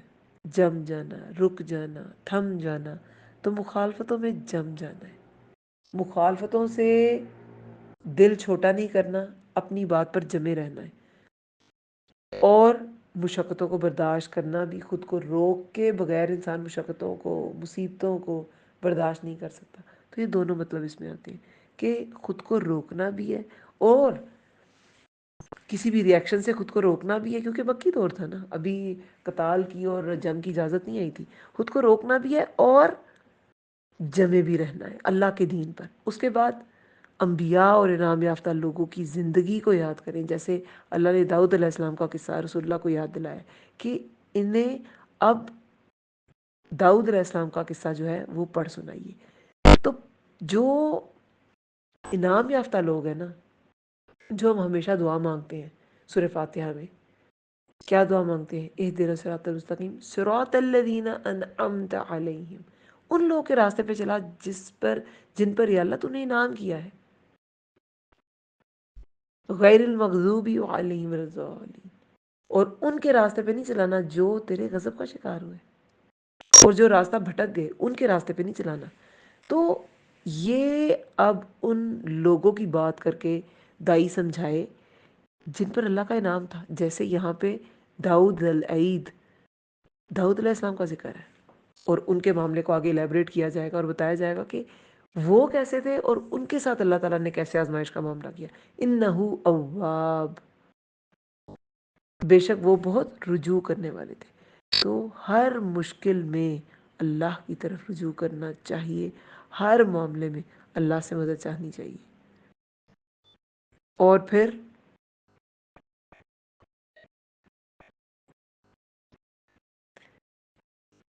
داؤد علیہ السلام کی کن خوبیوں کا ذکر ہے؟ ذلیت، قوت والے تھے. ہاتھوں میں کیا قوت تھی ان کی؟ لوہا ان کے ہاتھ میں نرم ہو جاتا تھا. اور اواب تھے، بہت رجوع کرنے والے. اواب کیا ہوتا ہے؟ دیکھیں کسی جاندار کا اپنے ارادے کے ساتھ بکثرت رجوع کرنا، یہ کہلاتا ہے اواب. ایسے جانور کو اس چیز کو اوے بھی کا بھی ورڈ آتا ہے قرآن میں. داؤد علیہ السلام جب تسبیح کرتے تھے اور پہاڑ پیچھے پیچھے بولنا شروع ہو جاتے تھے تو اوے بھی کا ورڈ بھی آتا ہے، یعنی کہ پیچھے پیچھے چلنے والا. تو یہ بھی وہی ہے کہ اپنے ارادے کے ساتھ بکثرت رجوع کرنا، پیچھے چلنا، اپنے اقوال، اپنے افعال، حرکات، سکنات، سب سے اللہ کی طرف، سب کے ذریعے اللہ کی طرف رجوع کرنے والا، وہ ہوتا ہے اواب. ٹھیک ہے. تو آپ کو پتہ ہے ابن عمر رضی اللہ عنہ سے اواب کے بارے میں کسی نے دریافت کیا تو انہوں نے کہا کہ میں نے رسول اللہ سے پوچھا تھا، تو انہوں نے کہا تھا کہ اواب وہ ہے جو تنہائی میں اپنے گناہوں کو یاد کر کے اللہ سے مغفرت طلب کرے. تو اواب وہ ہوتا ہے.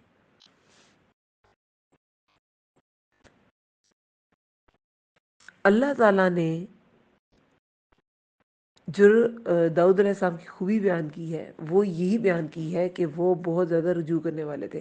دیکھیں چھوٹی موٹی کمیاں، خطائیں وہ پیغمبروں میں ہو جاتی تھی، لیکن کمیاں آپ کہہ لیں تو وہ رجوع کرتے تھے. تو اللہ کا مومن سے ریکوائرڈ ہی یہ ہے کہ تم غلطیاں تو کرو گے مگر تم نے رجوع کرنا ہے، تم نے واپس لوٹنا ہے. یہ اللہ کو ریکوائرڈ ہے.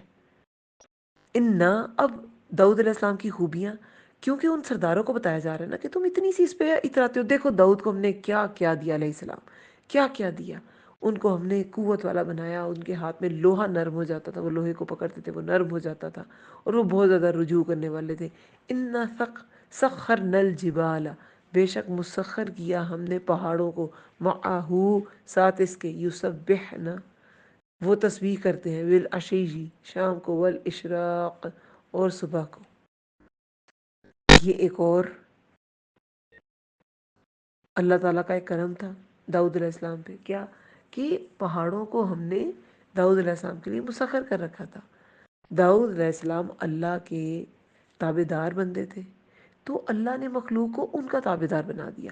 جب وہ پہاڑوں کے ساتھ تسبیح کرتے تو پہاڑ بھی ان کے پیچھے پیچھے وہ اسی طرح وہ جو گنگنانا تھا اور وہ جو تسبیحات پڑھنا تھا اس کی آوازیں پہاڑوں سے بھی آتی تھی. شام کو بھی بالعشی والاشراق، شام کو اور صبح کو، والطیر اور پرندے، محشورہ اکٹھے کیے ہوئے، کل سب کے سب، لہو اس کے لیے، اواب رجوع کرنے والے تھے. اتنی سب خوبیوں کے باوجود داؤد علیہ السلام کیا تھے؟ اواب تھے، رجوع کرنے والے تھے.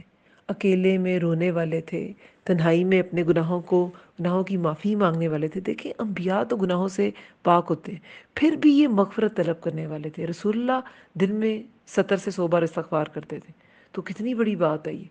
تو یہ ایک مومن کی کوالٹی ہے کہ وہ اواب ہوتا ہے، وہ رجوع کرتا ہے، وہ بار بار اللہ کی طرف مڑتا ہے۔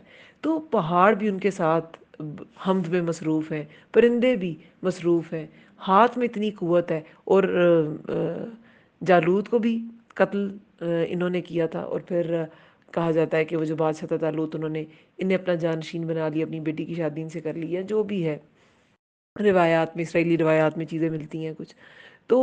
اور جو جالوت کا تو قرآن میں ذکر ہے کہ وہ جو ہے اسے داؤد علیہ السلام نے قتل کیا۔ تو طاقتور بھی تھے، ٹھیک ہے، ذل عید، ذل عید قوت والے بھی تھے، اور ان کے ہاتھ میں یہ بھی طاقت تھی کہ وہ لوہا، یہ جو زرہ کی زرہ بنانا ہے، وہ بھی داؤد علیہ السلام سے اس کا سٹارٹ ہوا۔ یہ ساری کوالٹیز ان کے پاس تھی، پھر بھی وہ اواب تھے۔ پھر وَشَدَّدْنَا، اور مضبوط کر دی ہم نے، ملکہو سلطنت اس کی، وَآتَيْنَاهُ، اور دی ہم نے اسے، عطی دینا، حمزہ تا یا، وَآتَيْنَاهُ الْحِکْمَةَ، حکمت، وَفَصْلَ الْخِطَابِ، حکمت اور فیصلہ کن، فیصلہ فیصلہ کن، خطاب بات، بریکٹ میں لکھ لیں صلاحیت، بات کی صلاحیت۔ تو یہ اب ایک اور کوالٹی بتائی جا رہی ہے کہ ہم نے، یہ سب چیزیں تو تھیں لیکن ظاہری چیزیں تھیں نا، جو وہ قوت والے تھے، اور زروں کی صنعت انہوں نے قائم کی، اور جو ان کے ساتھ پرندے اور پہاڑ تسبیح کرتے تھے۔ اب یہ ان کے اندر جو فراست تھی، اب اس کا ذکر ہے کہ حکمت کیا ہوتی ہے؟ رائٹ ٹائم پہ رائٹ ڈیسیژن، سمجھداری والی بات، بصیرت والی بات، دین کی سمجھ بوجھ کو بھی حکمت کہا جاتا ہے، غیر جذباتی بات۔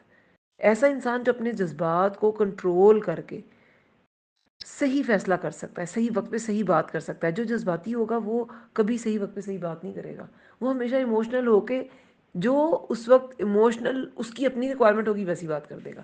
لیکن جو حکیم شخص ہوگا، حکمت والا ہوگا، وہ ایموشنل ہو کے بات نہیں کرتا، وہ معاملے کی نزاکت کو سمجھتا ہے، اور جو ایکچوئل چیز ہے، جو اصل معاملہ ہے، اس کو سمجھ کے بات کرتا ہے، صحیح بات پہ صحیح وقت پہ صحیح بات کرتا ہے، صحیح وقت پہ صحیح ڈیسیژن لیتا ہے، وہ ہوتی ہے حکمت۔ اور فیصلہ کن بات کرنے کی صلاحیت۔ اور یہ فیصلہ کن، فصل کیا ہوتا ہے؟ فصلہ الگ ہے نا، یہ جو آپ مدات پڑھتے ہیں تجوید میں، تو اس میں کیا آتا ہے؟ مد منفصل، مد متصل۔ تو منفصل کیا ہوتی ہے؟ وہ جو الگ الگ ہوتی ہیں، ایک کے اینڈ پہ ہوتا ہے مد اصلی، اور دوسرے کے سٹارٹ پہ حمزہ ہوتا ہے، تو وہ دو لفظ الگ الگ ہوتے ہیں۔ لیکن مد متصل جو ہوتی ہے وہ بالکل متصل، یعنی کہ وہ جڑی، ایک ہی ورڈ میں یہ دونوں شرطیں پوری ہوتی ہیں کہ مد ہو رہی ہے، جیسے اشیاء، ٹھیک ہے، اور اینڈ پہ حمزہ بھی ہے، اشیاء مد اصلی بھی اور حمزہ بھی ہے۔ خیر بات یہ ہے کہ فصل کا مطلب ہے الگ، یعنی کہ واضح، فصل الخطاب، واضح بات ہے نا۔ اور خطاب کیا ہوتا ہے؟ دلیل اور قوت کے ساتھ بات کرنا۔ تو وہ دلیل اور قوت کے ساتھ بات کرتے تھے، وہ صرف بادشاہ نہیں تھے، وہ بہت دانا، بہت دانشور، بہت حکمت والے اور فصل الخطاب قسم کے بادشاہ تھے۔ اور فصل الخطاب کا یہ بھی فیصلہ کن بات، ایک تو حکمت سے وہ بات بہت اچھی کرتے تھے، اور رائٹ ٹائم پہ رائٹ ڈیسیژن لے لیتے تھے، اور اس کے بعد اس فیصلے کو نافذ کرنے کی بھی ان میں پوری صلاحیت تھی۔ یہ ساری کوالٹیز تھیں داؤد علیہ السلام کی، اور اتنی ساری کوالٹیز ہونے کے باوجود اللہ تعالیٰ نے ان کی آزمائش کی۔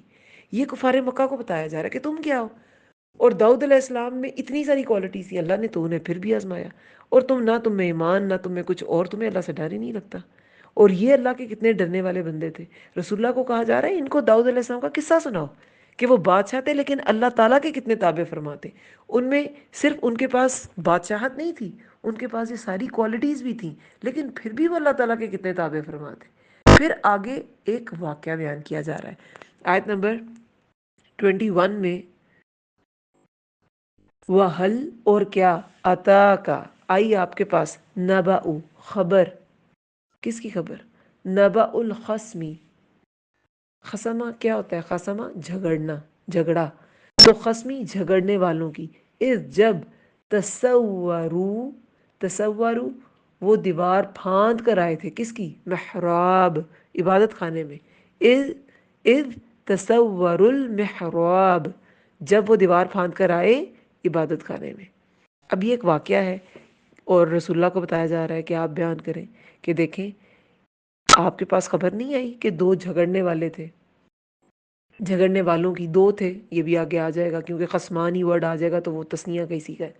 تو جھگڑنے والے تھے اور وہ دیوار پھاند کر، اور کہا جاتا ہے کہ محلات تھے بہت بڑے بڑے داؤد علیہ السلام کے، لیکن یہ جس دیوار کو پھاند کر آئے نا تو ان کی عبادت گاہ بالکل قریب ہی تھی، اور یہ ان کے عبادت خانے میں ہی آگے ڈائریکٹ وہ دیوار پھاند کر آئے محراب میں.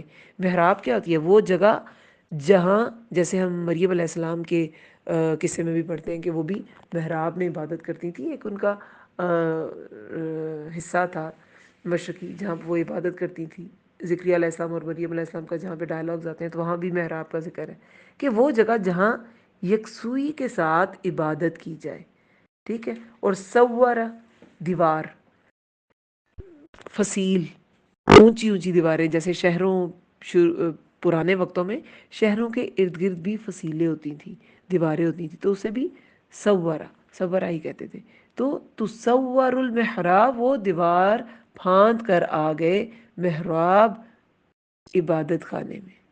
اب یہاں پر اس کو ہم دیکھیں گے غور سے کہ داؤد علیہ السلام نے کیا کیا اور پھر کس طرح فیصلہ کیا ان کی رسپانس تھا ایسے لوگوں کے ساتھ کہ جو ان کی بادشاہت، ان کے پہرے اور ان کے محل کے سارے آداب کو انہوں نے بلائے طاق رکھا اور آگے، اور اس کے بعد انہوں نے اللہ تعالیٰ سے رجوع کیسے کیا.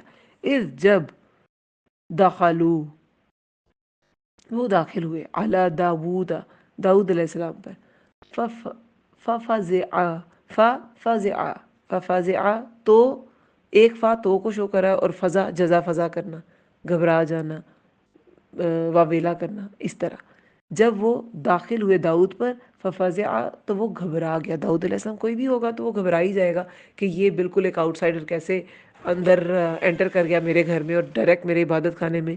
منہم ان سے، جب وہ داخل ہوئے داؤد پر تو وہ گھبرا گیا ان سے، یعنی کہ ان جھگڑنے والوں سے. قالو انہوں نے کہا، لا تخف نہ تم ڈرو، حسمانی ہم بریکٹ میں لکھیں دو جھگڑنے والے ہیں، کیونکہ خصمان کا معنی دو جھگڑنے والے ہی ہوتا ہے، تسنیہ کا صیغہ ہے، لیکن ہم بریکٹ میں لکھ لیں نہ ڈرو ہم دو جھگڑنے والے ہیں، بغا زیادتی کی، بعضنا ہمارے بعض نے، علی بعض پر، فحکم پس فیصلہ کر دے، بیننا درمیان ہمارے، بالحقی ساتھ حق کے، ولا اور نہ، تشتت تو بے انصافی کر.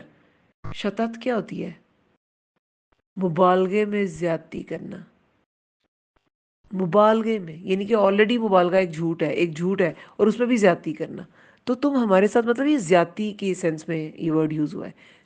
اور نہ تشتت تو بے انصافی کر، زیادتی کر، بے انصافی کر. وہدینا اور رہنمائی کر ہماری، الا طرف، سواء الصراط سیدھے، سوا ہوتا ہے سیدھا، برابر، بالکل لیولڈ، سیدھے صراط راستے کے. اب داؤد علیہ السلام جو ہے وہ اپنی عبادت کر رہے تھے عبادت خانے میں اپنے، اور کہتے ہیں کہ انہوں نے ڈیوائیڈ کیے ہوتے تھے اپنے دن، کوئی عبادت کا دن اور کوئی لوگوں کے ساتھ گزارتے تھے وقت، ان کے فیصلے کرتے تھے، یعنی کہ بادشاہت کے اپنے جو فرائض ہیں وہ پورے کرتے تھے، اور کبھی گھر والوں کے ساتھ وقت گزارتے تھے. تو انہوں نے اپنے دن جو ہے متعین کر رکھے تھے. اس کے بارے میں اب یہ ہے کہ جب وہ عبادت کر رہے تھے تو دو لڑنے والے جھگڑا کرتے کرتے اندر کود آئے، پھلانگ آئے دیوار کو. تو ایک نے کیا کہا ہوگا کہ ہم جھگڑنے والے ہیں، ہمارے بعض نے بعض پر زیادتی کی ہے، تو ہمارے درمیان حق کے ساتھ فیصلہ کرنے اور نا انصافی نہ کرنا. سب سے پہلے تو آپ ان کا ایٹیٹیوڈ دیکھیں داؤد علیہ السلام کا کہ حق کے ساتھ فیصلہ کرنا. وہ جو بادشاہ تھے اور اللہ تعالیٰ نے ان پہ اتنا اکرام کیا تھا، ان کو وہ کہہ رہے ہیں کہ ہم پہ زیادتی نہ کرنا. تو ایک عام انسان ہو وہ کہے اچھا ہم تمہیں زیادتی، میں تمہیں زیادتی کرنے والا نظر آتا ہوں، کہ یہ ایک بادشاہ کے پروٹوکول کے خلاف ہے. لیکن ایک جو مومن ہے نا، وہ چاہے بادشاہ ہے یا وہ کسی بھی پوسٹ پہ ہے، وہ اس پوسٹ کو امانت سمجھتا ہے، وہ اس پوزیشن کو امانت سمجھتا ہے، اور اپنے سارے اختیارات جو ہیں وہ اللہ تعالیٰ کی حدود میں رہ کے استعمال کرتا ہے۔ تو وہ اپنی حدود، اپنے اختیارات، اللہ کی امانت ہے وہ اختیارات، وہ یہ بات نہیں بھولے، اور ناانصافی نہ کرنا، اور ہماری سیدھے راستے کی طرف رہنمائی کر۔ ان بے شک ہذا یہ اخی میرا بھائی ہے۔ اچھا، کوئی ایسا ذکر نہیں آتا کہ داؤد علیہ السلام کو برا لگا۔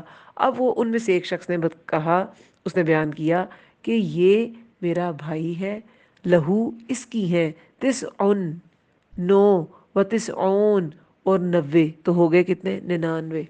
تسعہ ہوتا ہے نا 9، تسعن 9 و تسعون اور 99، یہ میرا بھائی ہے، اس کی 99 نعجتوں ولیہ دمبیاں، اور میرے لیے نعجتوں واحدہ دمبی ہے ایک ہی۔ فقول تو اس نے کہا، اکفل نیہا۔ کفالہ کیا ہوتا ہے؟ کفالت کرنا۔ کفالت میں کیا ہوتا ہے؟ ایک جیسے بچے کی کفالت کرنی ہے تو کسی کو سونپا جاتا ہے نا بچے کو، تو یہ بس وہی بات ہے۔ اکفل نیہا، سونپ دے مجھے، ہاں اسے، ٹھیک ہے۔ اچھا، سونپ دے مجھے اسے، یعنی کہ کس کو؟ وہ نعجتن، دمبی کو۔ یہ مونس ہے نا، تو اس لیے ہا کا سیگا ہے، مونس کا سیگا، مونس کی ضمیر آئی ہے۔ اور میرے لیے دمبی ایک ہی ہے، اس کی 99 ہے، میرے پاس ایک ہی ہے۔ تو اس نے کہا سونپ دے مجھے اسے، کہ یہ بھی مجھے ہی دے دو۔ وعزنی، اور اس نے غلبہ، عزا ہم نے پہلے بھی پڑھا کہ عزا جو ہے وہ غلبے کے لیے استعمال ہوتا ہے، تو غلبہ، اور اس نے غلبہ پا لیا، نی متکلم کا سیغہ ہے، وعزنی، اور اس نے غلبہ پا لیا مجھ پر، فی الخطاب، گفتگو میں۔ اب یہ اس نے سارا ماجرا کہہ سنایا کہ اس نے یہ کیا ہے، اس کے پاس 99 دمبیاں تھی، میرے پاس صرف ایک تھی، اور یہ کہتا ہے یہ بھی مجھے ہی دے دو، میرے پہ غالب آنا چاہ رہا ہے۔ قولا، اس نے کہا، کس نے کہا؟ یہ داؤد علیہ السلام نے کہا، ٹھیک ہے۔ اس نے کہا، لقد، البتہ تحقیق، ظلمک، اس نے ظلم کیا تجھ پر، بسؤالی، سوال کر کے، یعنی کہ سوال اس کا بنتا نہیں تھا، اس نے تو ظلم کیا، نعجاتی کا، تیری دمبی کا، یعنی کہ سوال کر کے تیری دمبی کا، الا نعاجی، طرف اپنی دمبیوں کے۔ اب نعاجی نعجتن کی جمع ہے، نعاجی طرف اپنی دمبیوں کے، الہ ہے نا، الہ کا مطلب ہے طرف، الہ نعاجی طرف اپنی دمبیوں کے، وَإِنَّ، اور بے شک، کثیرا من الخلطاء، وَإِنَّ، اور بے شک، کثیرن، بہت سے، من الخلطاء، شراکت داروں میں سے، خلطا شراکت دار، خلطہ شرکت، ٹھیک ہے، خلط ملط ہو جانا، مل جل جانا، یعنی کہ شریک ہو جانا نا۔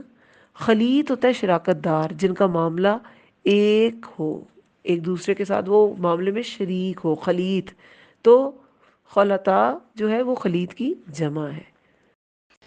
پھر داؤد علیہ السلام نے کہا کہ، اور بے شک، ایک تو اس نے ظلم کیا تمہاری دمبی کا سوال کر کے کہ یہ میری دمبیوں میں ہی ملا دو، اور بے شک بہت سے شراکت داروں میں سے، من الخلطاء، من میں سے، شراکت داروں میں سے، لیبغی، البتہ زیادتی کرتے ہیں، بعضهم، بعض ان کے، علی بعض پر، الا مگر، الا الذین، مگر وہ جو، آمنوا، ایمان لائے، وعملوا الصالحات، اور انہوں نے عمل کیے نیک، وقلیل ما، اور کتنے تھوڑے ہیں۔ اب یہ ماں جو ہے، یہ ماں تقلیل کے لیے، تھوڑے کو شو کرنے کے لیے، وقلیل ما، اور کتنے تھوڑے ہیں، ہم وہ،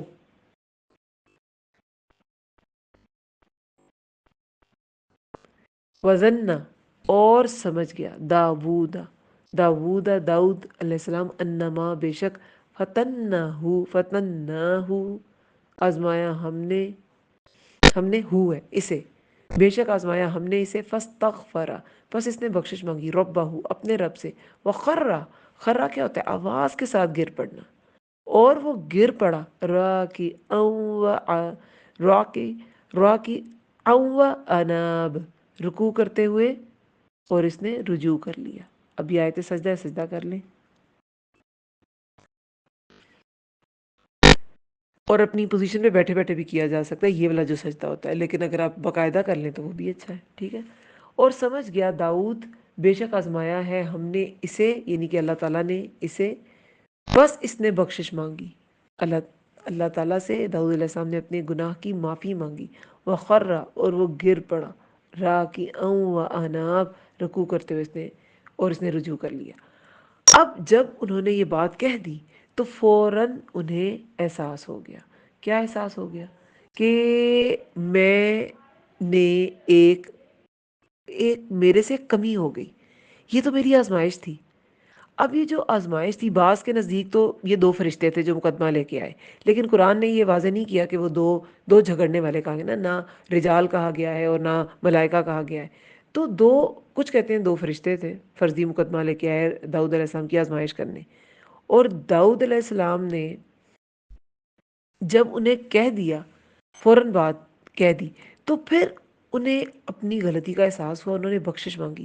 اب یہ کیا غلطی تھی؟ بعض کے نزدیک کہ انہوں نے مدعی کا بیان سن کر اپنی رائے کا اظہار کر دیا اور دوسری پارٹی سے پوچھا ہی نہیں، اور دوسرا بعض کے نزدیک یہ کہ وہ عبادت کا دن تھا جو انہوں نے اپنی عبادت کے لیے مختص کر رکھا تھا، تو مقدمہ سننے کا نہیں تھا، تو انہوں نے مقدمہ سن لیا، تو یہ ان کی ایک آزمائش تھی۔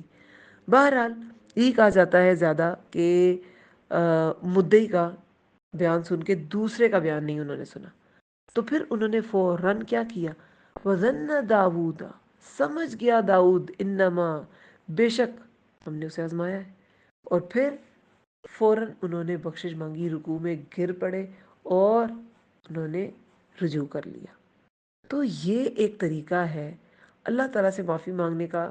کفار مکہ کو بہت سے طریقے بتائے گئے لیکن وہ مان کر نہیں دیتے تھے، لیکن ہم تو پیدائشی مسلمان ہیں، ہمیں اتنے طریقے اللہ تعالیٰ نے بتائے لیکن ہم پھر بھی مان کے نہیں دیتے، تو ہم کہاں کھڑے ہیں؟ یہ ہمارا کیا طرز عمل ہے؟ ہم دیکھیں 4 نمازیں پڑھتے ہیں تو ہم اپنے آپ کو نیک سمجھنا شروع ہو جاتے ہیں، لیکن یہ کبھی بھی نہیں بھولنا چاہیے کہ انسان کتنا بھی نیک ہو جائے، وہ کتنا بھی عابد زاہد ہو جائے، آزمائش ایمان کی شرط ہے۔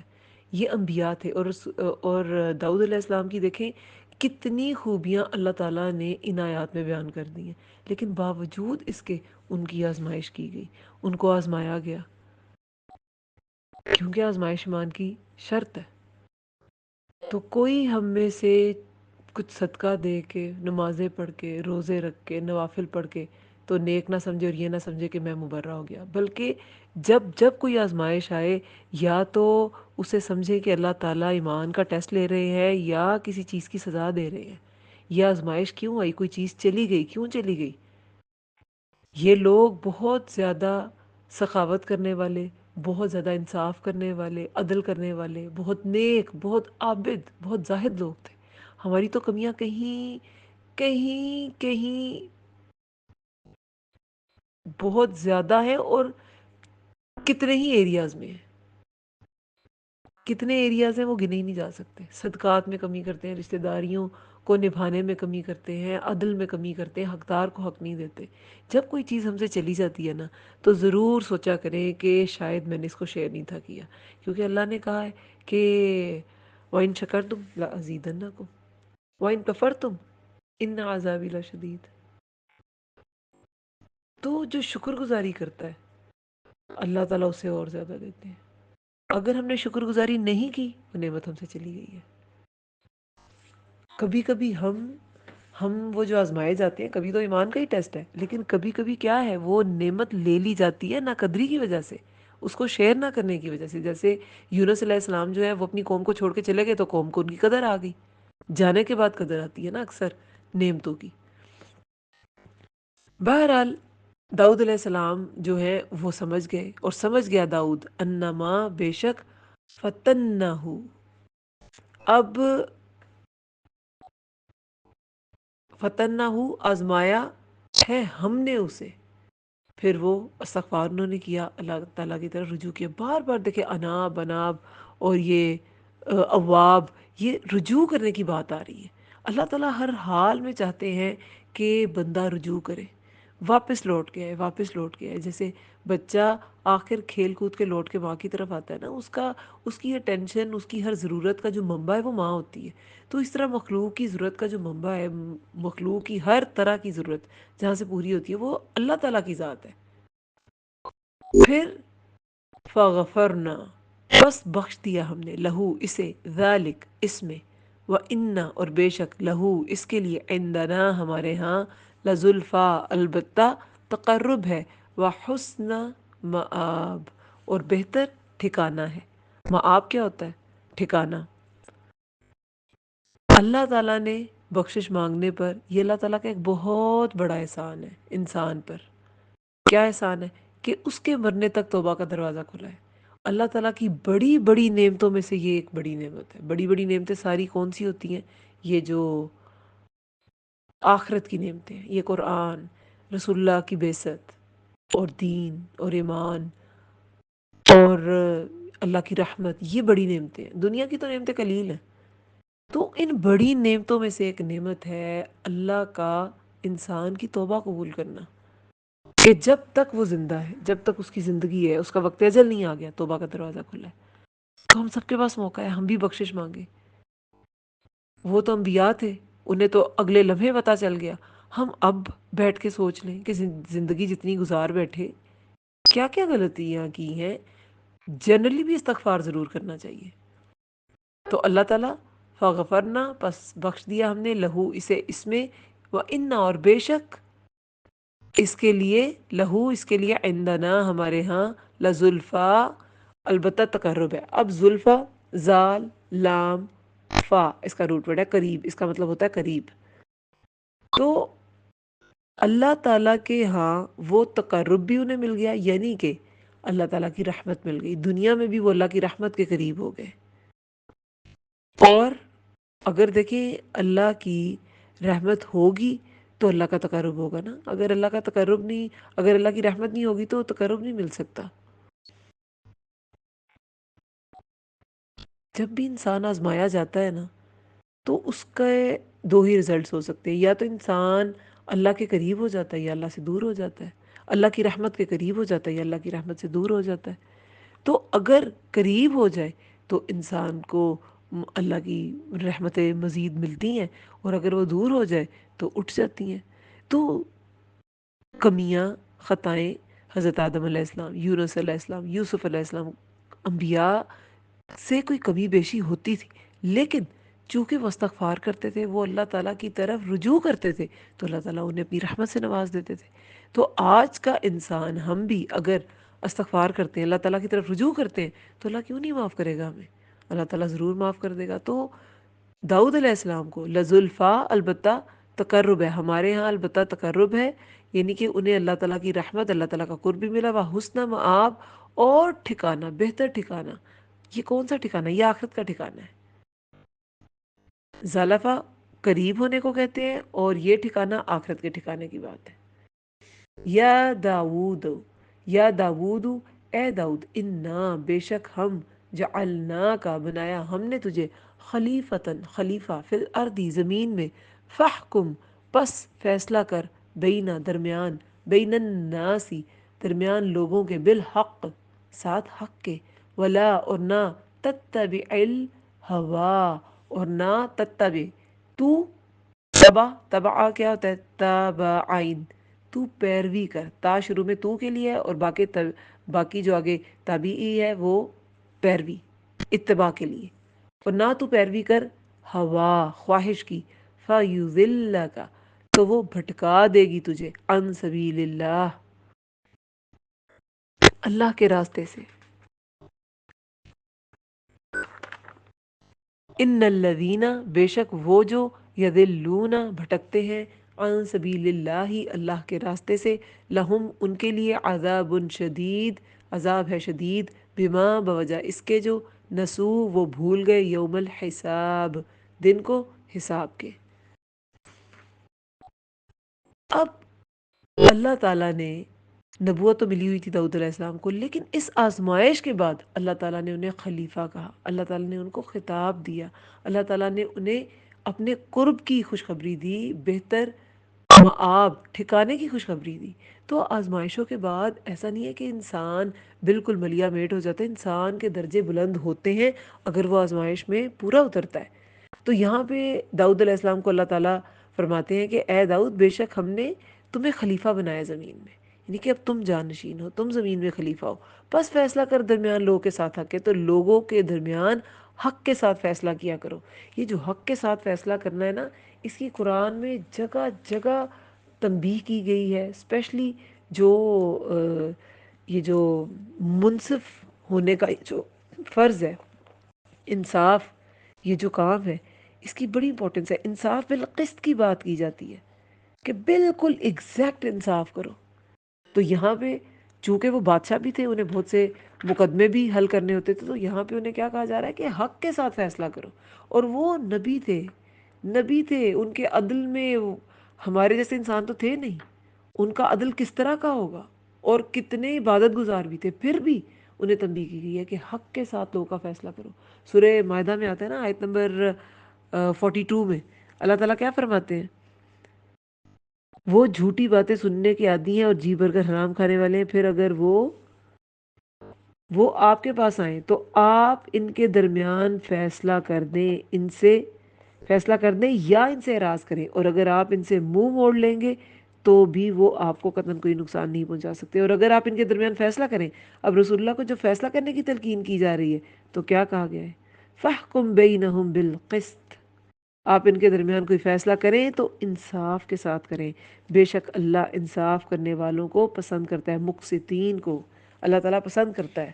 تو انصاف کی داؤد علیہ السلام کو، یہ انبیاء کو تاکید کی جا رہی ہے، انصاف کی، عدل کی، انصاف بالقسط کی۔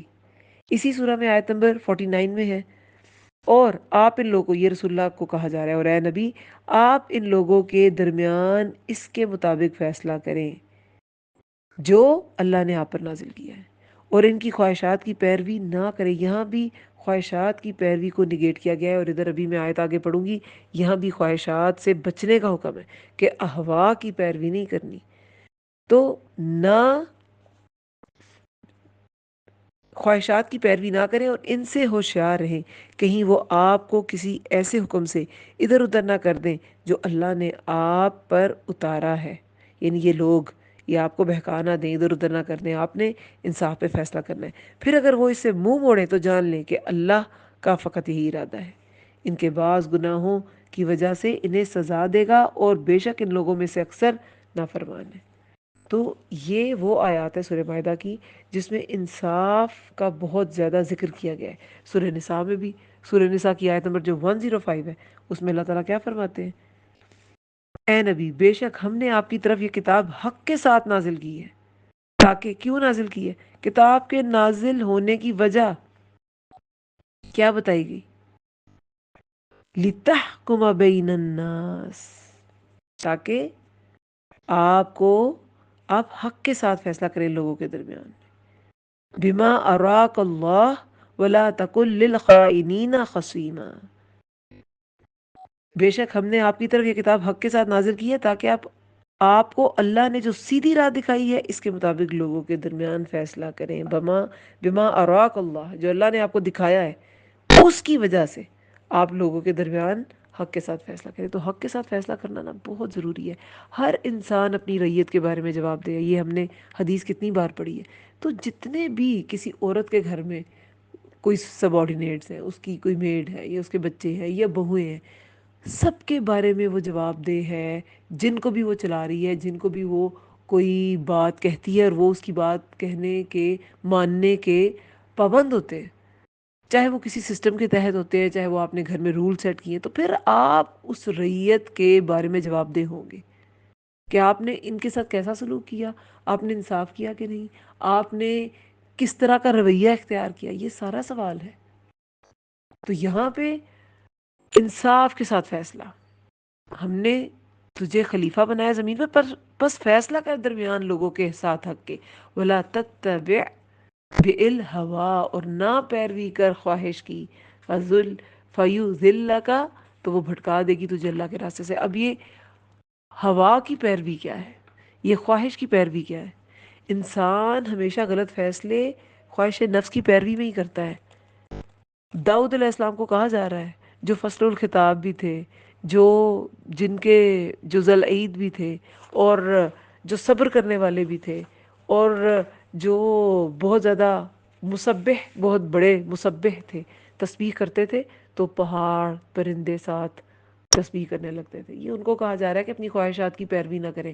تو ہمارے لیے کتنا بڑا یہ اس میں سبق ہے. حضرت عمر رضی اللہ عنہ پتہ ہے کیا کہتے تھے؟ فرات کے کنارے کوئی کتا بھی مر گیا تو عمر سے پوچھ ہوگی. تو یہ چھوٹی چیز نہیں ہے. اپنی ریت کے بارے میں بہت فکر مند رہیں کہ کہیں میں کوئی ناانصافی والا کام تو نہیں کر رہی، یا مرد بھی ہو تو وہ بھی سوچے کہ میں کوئی جتنے لوگوں کے وہ باس ہیں کوئی ناانصافی تو نہیں کر رہے. عمر بن عبدالعزیز جو تھے وہ جب خلیفہ بنے تو کہتے 400-500 درہم کا لباس پہنتے تھے، تو 4 درہم کا جوڑا پہننے لگے تھے. کوئی انہیں دیکھ کے کہہ نہیں سکتا تھا کہ یہ وہی عبدالعزیز ہے. جب وہ مدینہ کے گورنر بنے، خلیفہ سے پہلے وہ گورنر بھی بنے تھے مدینہ کے، لیکن کچھ سیاسی چیزوں کے باعث وہ پھر انہیں اتار دیا گیا تھا. اور پھر جس نے انہیں خلیفہ نے انہیں نامزد کیا خلیفہ، تو کہا جاتا ہے سب صالحین کہتے ہیں کہ ان کی نیکیوں میں ایک بڑا حصہ اس فیصلے کی نیکی کا ہے کہ انہوں نے عمر بن عبدالعزیز کو خلیفہ بنایا. وہ اتنے اچھے خلیفہ ثابت ہوئے کہ وہ جو بغاوت کی ایک لہر دوڑ گئی ہوئی تھی حضرت علی رضی اللہ عنہ کے دور کے بعد کہ وہ باغی کچھ ہو گئے ہوئے تھے اور کچھ شیعہ بن گئے، وہ سب ان کے اخلاق اور ان کے طور طریقے ایسے تھے کہ وہ ساری بغاوتیں ٹھنڈی ہو گئی تھیں. 30 اونٹوں پر ان کا سامان آیا تھا جب وہ مدینہ کے گورنر بنے تھے. اتنے ان کے ناز و نام تھے، لیکن سب کچھ چھوڑ دیا تھا. ڈرتے تھے. بچے ایک بار ان کے بچہ سیب کھانے لگا تو اس کے ہاتھ سے چھین لیا. وہ روتے روتے اپنی ماں کے پاس چلا گیا، بیت المال سے لے کے کھانے لگا نا. تو گھر آئے تو خود بھی رونے لگے کہ یہ سیب میں نے اس سے نہیں، ایسا لگتا ہے اپنے ہی میں نے سینے سے چھین لیا ہے، اپنے ہی میرے میرے دل سے چھینا گیا یہ. لیکن میں اللہ سے ڈرتا ہوں. اتنا ڈر تھا ان لوگوں میں. اور تمام خلفاء جو شروع کے سلف صالحین ہیں ان کے ایسی واقعات آپ کو ملیں گے. تو اپنی ریت کے بارے میں بہت محتاط رہنا ہے. یہ جو خواہش نفس ہے، ہم ہر نیکی خواہش نفس کی وجہ سے چھوڑتے ہیں. ہم نوافل کیوں نہیں پڑھ سکتے، تہجد کیوں نہیں پڑھ سکتے؟ نیند کی وجہ سے. ہم صدقہ کیوں نہیں دے سکتے؟ مال کی محبت کی وجہ سے. ہم اپنے غریب رشتہ داروں کے ساتھ کیوں میل جول نہیں بڑھاتے؟ اسٹیٹس کانشیس ہے ہم، رتبے کی وجہ سے. اور ہر کچھ کوئی نہ کوئی فیکٹر، آپ کی ہر نیکی سے جو دوری ہے نا اس کا فیکٹر یہی ہے، تتبع الہوا.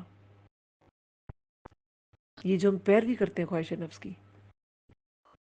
تو خواہش نفس جب تک ہم اس کو دبائیں گے نہیں، اور اس کو ختم تو نہیں اللہ تعالیٰ نے کرنے کو کہا، لیکن اللہ تعالیٰ نے باؤنڈری ضرور طے کی ہے کہ ان کو کیسے کرنا ہے. صلہ رحمی کا کیوں اتنا اجر ہے کہ رشتہ داروں کے بڑے حقوق ہیں ان کو دیا جائے. بہت سی چیزیں، بہت سے بچے علم سے دور رہتے ہیں. تعلیم کا وہ جو ایک پروسیس ہے، جو ایک ہیلدی پروسیس ہے، وہ کر نہیں پاتے. کیوں؟ شہوات کے پیچھے لگ کے ایسی چیزوں میں لگ جاتے ہیں، ایسی ویڈیوز میں، ایسے. اور کچھ تو پریکٹیکلی باقاعدہ افیئر چلانا شروع کر دیتے. تو مقصد تو چلا گیا زندگی کا. دین کا کیا، دنیا کے بھی نہیں، دنیا کا مقصد بھی نہیں پورا کر سکتے. ہر چیز، ہر ناکامی کے پیچھے یہ خواہش نفس کی پیروی ہے. جب انسان خواہش کا بندہ بن جاتا ہے تو پھر وہ اللہ کا بندہ نہیں بن سکتا. اللہ کا بندہ بننے کے لیے آپ کو اپنی خواہش پر کنٹرول رکھنا پڑتا ہے. جو دین سیکھنے والے لوگ ہیں نا ان کے پیچھے بھی بڑی خواہشیں. دیکھیں ایک عام انسان ہے نا، یہ جو اپنی خواہش نفس کے پیچھے نہ پڑو، یہ داؤد علیہ السلام کو کہا جا رہا ہے. ان میں کیا کیا خوبیاں تھیں، ہمیں تو ان میں سے ایک خوبی نہیں ہے، اور ہو بھی تو اس لیول کی نہیں ہو سکتی. تو جب خلیفہ کو، جب نبیوں کو یہ کہا جا سکتا ہے تو اس کا کیا مطلب ہے کہ ایک عام انسان وہ کس قدر اس کے اندر ملوث ہو سکتا ہے. اور ہم دین سیکھنے والے جو لوگ ہیں ان کو تو اور زیادہ محتاط ہونے کی ضرورت ہے، کیونکہ ایک عام انسان کے پیچھے ایک شیطان ہے، دین والے کے پیچھے لشکر شیطانوں کے. اور جتنا اسپیشل کوئی ہوتا ہے نا، جتنا اسپیشل لیول پہ کوئی کام کر رہا ہوتا ہے، اتنے ہی بڑے لشکر ہوتے ہیں، اور ایسا لگتا ہے جیسے بڑے بھی ہوتے ہیں لشکر، اور وہ انٹلیکٹ کے حساب سے بھی، اپنی صلاحیت کے اعتبار سے بھی بہت زبردست ہوتے ہیں، کیونکہ ایک دین والے کو بہکانا آسان نہیں ہوتا. لیکن یہ خواہش نفس ایسی چیز ہے، ایک وسوسہ ڈال جاتا ہے شیطان، انسان اس کے پیچھے چل پڑتا ہے. ایک اور بھی سبق ہے اس واقعے میں، کہ انسان اپنی غلطی سے نا کبھی کبھی وہ سیکھتا ہے جو مسلسل کامیابیوں سے نہیں سیکھتا. اب وہ نبوت بھی مل گئی، بادشاہت بھی مل گئی، عبادت کی بھی اللہ نے توفیق دے دی، ہر چیز کی توفیق دے دی، آواز اتنی پیاری دے دی، بیوی بچے ہر چیز ہے. تو وہ کہ میرے میں کیا کمی ہو سکتی ہے وہ کبھی سمجھتے ہی نہ. اگر یہ دو لوگ لڑتے ہوئے ان کے پاس نہ آ جاتے، یہ دو جنہیں کہتے ہیں خصمان ہی، یہ دو خصمان نہ اگر آ جاتے، تو انہیں سمجھ کیسے آتی کہ میں اچھا یہاں پہ غلطی ہو بھی سکتی ہے، کوئی کمی ہو بھی سکتی ہے. تو سبق ہم جیسے لوگوں کے لیے اس میں یہی ہے کہ اپنی غلطی سے انسان بہت کچھ سیکھتا ہے. تو کبھی کبھی غلطیاں جو ہیں وہ آپ کے لیے ایک بھلائی بن سکتی ہیں، آپ کے لیے ایک اچھی چیز بن سکتی ہیں اگر آپ اس سے سبق لیتے ہیں. مگر یہ سبق کون سیکھے گا؟ جو غلطی مانے گا، جو اس کے مختلف پہلوؤں پہ غور کرے گا. جو غلطی مانے گا نہیں وہ سیکھے گا کیا؟ جو غلطی مانے گا نہیں وہ اس غلطی سے کبھی کچھ نہیں سیکھے گا. داؤد علیہ السلام نے غلطی مانی، استغفار کی، اپنی غلطی کو پہچانے، اللہ سے اس کی معافی مانگے، اور اس غلطی پہ غور کرے کیوں کی میں نے. انسان کو سیلف اویئرنیس ہونی چاہیے کہ میری کیا سٹرینتھس ہیں، میری کیا ویکنیس ہے. اس سے انسان ایک اچھا پروگریسو انسان بنتا ہے، دنیاوی لحاظ سے بھی اور آخرت کے لحاظ سے بھی. تو آپ کو اپنی کمیوں کوتاہیوں کا یہ سیلف اویئرنیس آپ کو ہونی چاہیے.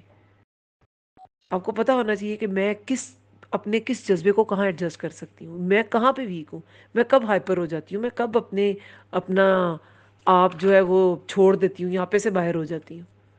یہ سب کچھ انسان کو پتا ہونا چاہیے. ان الذین، بے شک وہ جو بھٹکتے اللہ کے راستے سے، ان کے لیے عذاب ہے شدید. پھر اللہ تعالیٰ نے اپنے عذاب بھی بتا دیا.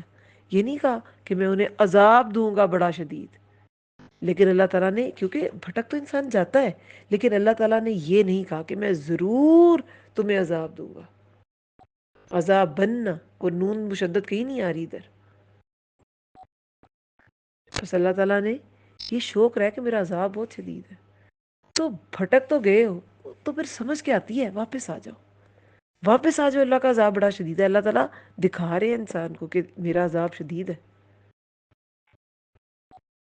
اور کس کس گناہ پر وہ عذاب شدید اللہ تعالیٰ شو کر رہے ہیں؟ بما نسو یوم الحساب، بوجہ اس کے جب وہ بھول گئے دن حساب کے، دن کو حساب کے. حساب کا دن بھولنا یہ ایک ایسا گناہ ہے کہ اس پہ اللہ تعالیٰ کا عذاب شدید ہوگا. کیونکہ جو حساب کے دن کو بھول جائے گا تو وہ نیکیاں کیوں کرے گا؟ جب اس نے حساب ہی نہیں دینا تو وہ کیوں نیکیاں کرے؟ وہ کیوں گناہوں سے بچے؟ وہ کیوں کسی کی مدد کرے؟ وہ کیوں کسی کی پردہ پوشی کرے؟ وہ کیوں کسی کے معاملات میں اچھا ہو، کسی کے ساتھ معاملات میں اچھا ہو، عبادات میں اچھا ہو؟ حساب تو دینا نہیں. تو جو حساب بھول گئے تو اللہ تعالیٰ کا عذاب بڑا شدید ہے. جو یوم حساب بھول گیا تو پھر آخرت کو ہی بھول گیا نا.